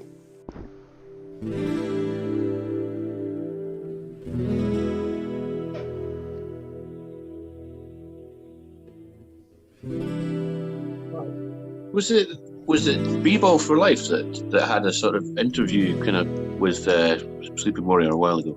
Yeah, I think so. Because he said, I remember, like at the end, he said, well, it's BM Furball, wasn't it? he said, what's the main thing, the main problem that you see with Flat Earth, and that was it. That's what he said, that if he couldn't get his head around this problem that he went on about in that video. What a load of crap. Yeah, I mean, for local, if you're doing local navigation here in the UK, relying on the Ordnance Survey map, there's actually 3 norths you've got to worry about: magnetic north, true north, and grid north. And the magnetic variation can be worth thinking about. I mean, where I am in Great Yarmouth, it's actually 0, which is great. But when I used to go walking in the Lake District, it's about 3 degrees. So, I wouldn't want to be 3 degrees off. No. Because I really don't want to walk off the side of Helvellyn. Because that's a bloody big cliff. Well, I've got Arctic Reflections now, but he's hiding over in Discord, so... Yeah, I'm here. You here? Oh, hello. Yes. Fantastic. How are you feeling after having to listen to all that and making that video? You must have lost a few. I'm quite tired of Sleeping Warrior. Already? I think we all are. I made 3 videos in a row now, so tomorrow it's no Sleeping Warrior. Yeah, that's fair. Yeah, you need a break. Yeah, he's definitely a special type of stupid. God, not half. Yeah, really, he's very stupid. I mean, if you explain stuff to him for long enough, he kind of gets it, but he can be really, really difficult. No, he's just so stubborn. It's just the gymnastics that these guys have to go through. I don't know if you realise it. If you say the Earth is flat, then you've got to throw out gravity. And it just grows arms and legs. And you have to start denying everything and coming up with some kind of alternative explanation for everything. The implications of saying the Earth is flat are so vast that you end up just tying yourself in knots. It's just ridiculous.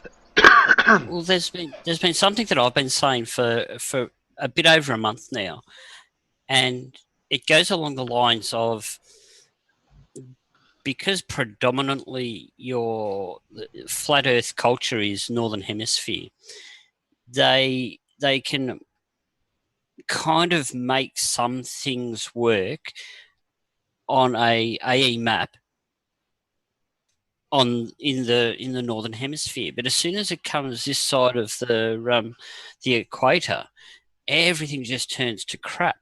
Now this thing that Sleeping Warrior now is bringing up, the whole magnetic compass not working properly because of the deviation and the declaration of the compass depending on your location and all of that type of stuff.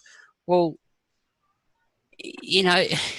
this is a known phenomenon that's been going on for so long. It's not funny, the variation across Australia. I think it from one side of Australia to the other side of Australia, it starts somewhere around about 14, a positive 14, and it goes all the way across to a -5. And these are known things. They've been there. And what's more is they are changing. They change as the year goes on. It's not something that's just cropped up. And he states, well, how can you work out what north is? Well, we can do that with a stick and sun. You can work out when your midday is from just using a stick and working out you know, the time it takes from the sun to go from one side to the other, then from that you can work out where your midday is, and then from that you can work out where your north or south pole is. Mm. You know, it's not hard. You can work it out without a compass. You know, you don't need a compass to work out where your north or south pole is. Once again, he's just using something that he's cherry picked a little bit of knowledge from to, you know, make himself look like he's smart. Well, a week ago, Sleeping Warrior probably didn't know what magnetic declination is. He just happened to run across it. And he makes the same mistake that they all make. It's exactly like Quantum Eraser, beginning with the wrong premise, beginning with the wrong assertion that pressure requires a container. This is the same thing. Sleeping Warrior starts with the premise that the magnetic north and geographic north should be the same on a globe. Well, no, it shouldn't be necessarily, and certainly not just because Sleeping Warrior says so. But they say these things with such conviction that the nitwits that listen to them lap it up, you know, like a bunch of kittens at a bowl of milk, and think, "Oh yeah, well, that's right, must be right."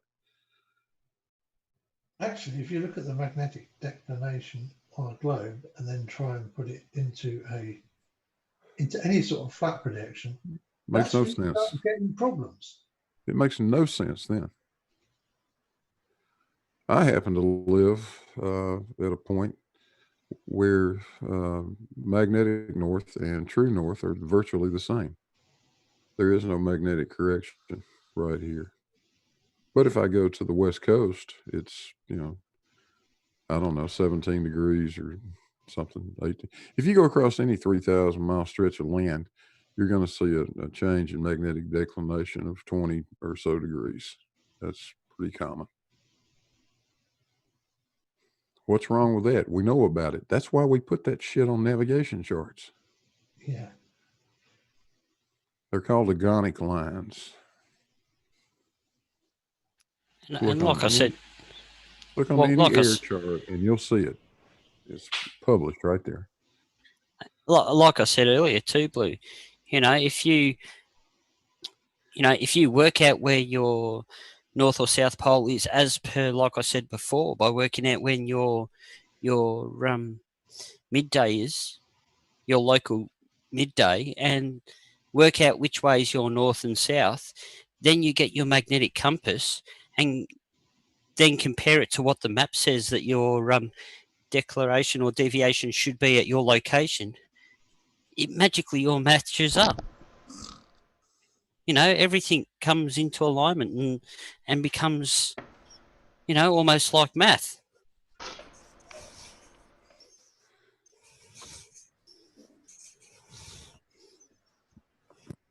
Okay, have we got another video? Don't know, do we? Oh, yeah? I can. We'll have to see what Everett's got to say about the dome. It's not real. But I guess. I think somebody's done a video about this guy already, hasn't they? Looks familiar. Yeah. Well, you quite often get this. You get 2 or 3 debunkers who have a go at the same guy. Yeah.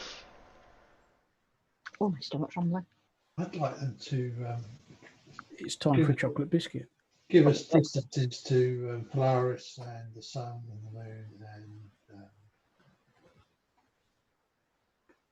various other things, and make an equatorial mount work. Can I just let you know that I'm absolutely melting here? It's 22 degrees. Yes. You just be quiet, you. It's about 23 degrees and it's still raining. So my bin can wait. I'll go bring it in when it stops raining.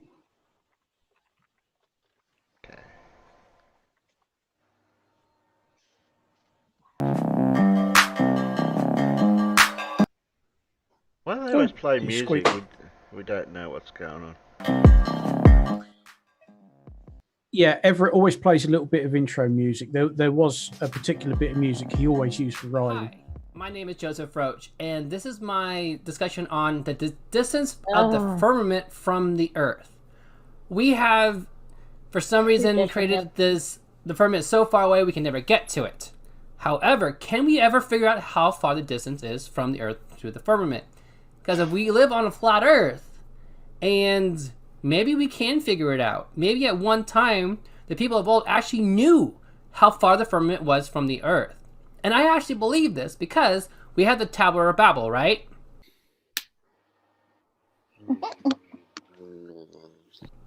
We read about that in Genesis, and also in the book of Joshua. It goes into much more detail, chapter 9, in case you're interested.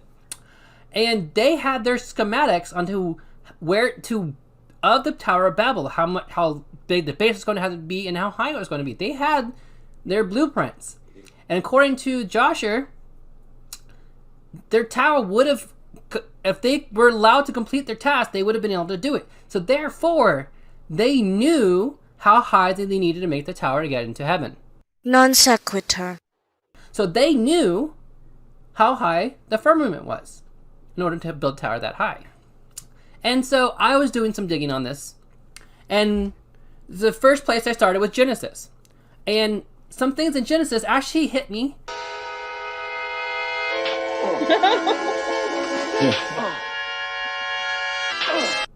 I was just reading this, and this is what came out to me. So Genesis, we'll start with chapter 1, verse 6 through 8.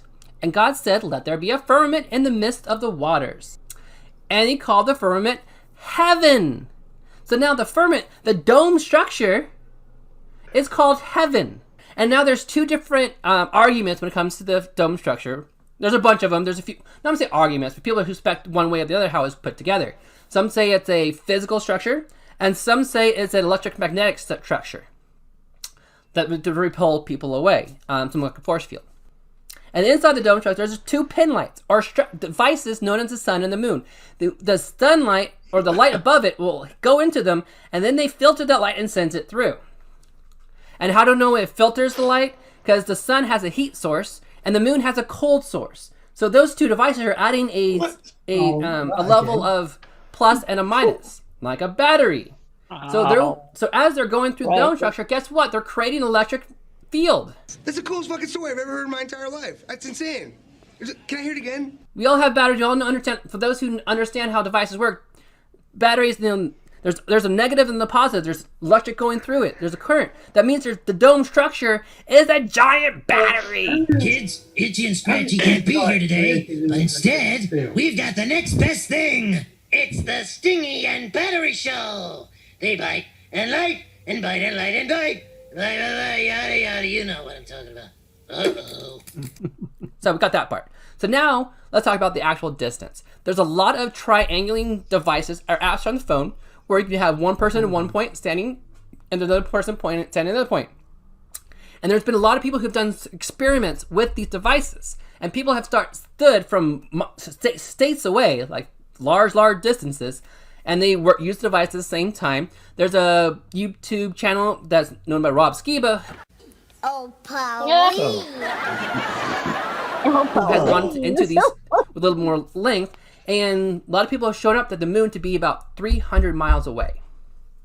All right, so so plus or minus, sometimes a little more, sometimes a little less, but it's about 300 miles away. So let's just say 300 within that range. And so if the moon is inside the firmament, that means the firmament is also 300 miles away where that point is. If the dome is a slope, and let's say the slope is the same from the middle, the top to the edge, and then say it's the same length of slope, and the sun and the moon, according to the lot of charts that we're seeing, the sun and moon rotates towards like the middle, if you will. What the actual hell? And if that's the case, that means the middle point could be about 600 miles high, and then 600 miles and slope down. So for people who are mathematicians out there, I'm not one of them. I am shocked and appalled. Obviously. So if that's 300 miles to 300 miles there, in the slope, and the slope, and then the slope going down, we might be able to figure actually how big the dome is. Well, good luck with that. All right, so if you listen to this and you're like, hey, that made sense, I want to continue this research because it made sense, please do so. Message me below if you want me to help. Yeah, if you like it, thumbs up. Reach out to me. I am always looking for more tests to do or ideas to. So I'm always trying to prove the Bible, the Earth through the Bible. And the more and more I've studied flat Earth, the more and more I study the Bible, I'm actually seeing a lot of things that kind of connect. Too bad for you. Yeah. God. What a nutter. Oh my god. Oh my god. He left me speechless, that guy. It's almost as fun as the nutter we have in the side chat. Yeah, I was going to say to Baked Beans and Toast, nobody actually has ever said that the universe was created from nothing. No. Bang. It's just that we can't know what was before the instance of the big inflation. Because unfortunately for us, time, the way it works, that we can appreciate it, doesn't allow it. Suppose if we could turn ourselves into photons, it might be possible to figure that out, but I don't believe that would be possible. No, Dora, I didn't see the previous video. It's even more silly. Oh, okay. Yes. I'll take your word yes, for it. Yes, it is. Oh dear.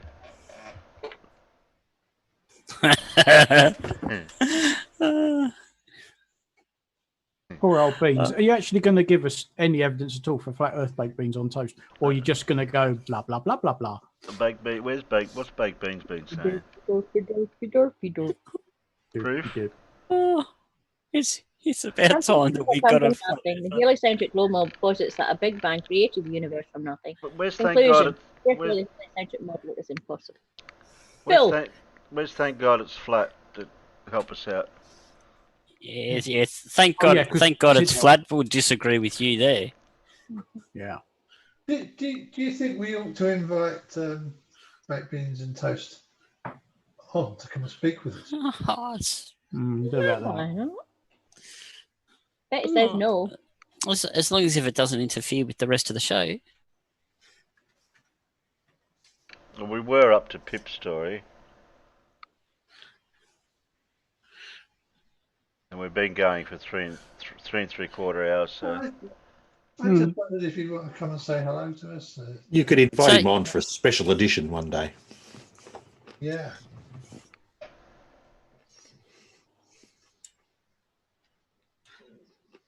Well, we'll have to get him onto my Discord first, and he can have an interview. I'll give him a special interview. Down in the special room with the special role.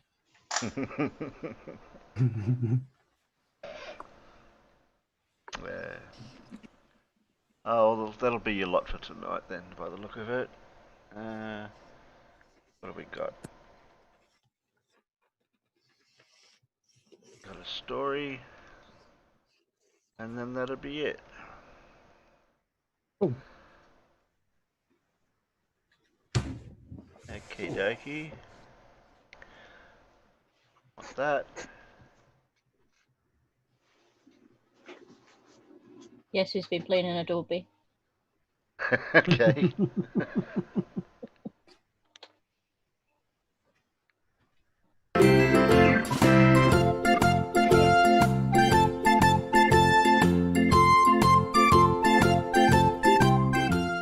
To Capitol.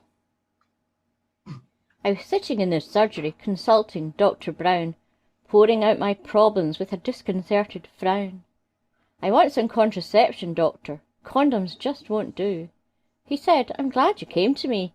I've just the thing for you. He scribbled down some notes, fished something small out of his lap. Now this device is marvellous. It's a contraceptive cap. And although it's called a cap, my dear, don't put it on your head. This little bugger here is for your other end instead. I scuttled home in haste. I had the package in my mitts. I quickly opened up the box and pulled out all the bits. A little tube of jelly and a soft round rubber ring. I held it up against the light and stuck my finger in. I read all the instructions, which said smear with jelly stuff. Use all the contents of the tube, then stick it up your chuff. So I covered it with jelly, then I squished it up, just so. The blasted thing shot out my hands. You should have seen it go. On hands and knees I looked for it. I crawled and cursed and swore. And then I saw the bally thing had shot across the floor. It had rolled a lengthy distance. It looked grimy, soiled and dusty, and had stuck behind the toilet bowl where everything is crusty. The slimy coat of jelly had attracted all the fluff, so I rinsed it down the toilet bowl and dried it on my muff. But the crusty bits were clinging on, were well embedded in, so I scrubbed it with the toilet brush, and then I shoved it in. I eventually reached our bedroom, called, "Cooey, my little dove, are you ready for a passionate, erotic night of love?" But the only sound that came to me in winter's chilling gloom were the sounds of hubby's bloody snores vibrating round the room. The end. Don't forget to like and subscribe, and hit the wee bell notification. Dear. That took me bloody hours to do. I don't like it. What did you think of that one, Squeak? Meow. Yeah? No? No, I know. No complaints. Oh, that's your lot for tonight. Oh, thanks. Oh, everyone's got a name change. I go, know who's who. Let me think. I haven't. Travis, slide 22. Well, that's Alan. Two Little Dicks is... Ducks. Oh, ducks. Oh, Two Little Ducks. Quack, quack. That's 22. Well, I see a duck, but I didn't think I'd see a dick. That would be impressive, wouldn't it? I can just imagine Terry as a young kid going out with his parents to the lake and, "Look, Mummy, look at the dicks, look at the dicks." Oh, yes, New Zealand. Bacon's right, he is a Kiwi. Okay, Peter, that's Paul. Go watch it. That's you, Pip. Big Blue's easy. Farmer's Boy's easy. John Watson's easy. Peanut Gallery, Carl, Fred, Shady, 9 o'clock, Dora, Dartman. Who else is out here? Baked Beans on Toast. Yeah, he's a newbie. Fred. I've got to scroll up. Arctic was out there. Ads. There'll be things. 9 o'clock. Brainery. Demonov. I think I've seen Stewie out there earlier. Dora. Yeah, Carl, don't forget Carl. Mippet. Mippet, yeah, I see Mippet now. Scrolling up further. Dartman. The Casual Space Matt. Oh, thanks, John. Okay, guys. If I missed you, I'm sorry. But go to Discord after for a bit of a chat, whatever. Oh, Boggs, yeah, there you are, Boggs. You got in. Anyone else? Quickly type in so I can give you a shout out. Oh, Fred. Yeah, Carl, I said you, Carl. No one else? That's it? Oh, Peter. Already gave you a shout. Well, you said type in, though. Oh, okay. Okay, yeah, I think I got most of everyone. Oh, Roma. Okay, Roma. Anyone else you're going to miss out? Big Blue. That's it. Oh, Big Blue, yeah, Big Blue. Yeah. Yeah, but I said shouted to Blue. Dora said I really can't type anymore. I said you, Carl. Geez, how many more times? How many shout-outs do you want? The Derp Man and Fred, General Shady, Dora. Yes, okay, I'll call out Carl again. Bye, Arctic everyone. Reflections. Look, we're going. Bye, Peanuts. Night, Peanuts. Night, Peanuts. Good night, Coco Demure. Pep, don't overtalk I Paul. know, I just don't even know. That's all right. Good night, Coco Demure. Who? What? Coco Demure. You need to go check those nuts out. They're awesome. Oh, dear. Oh, that's Fred. Looking at him.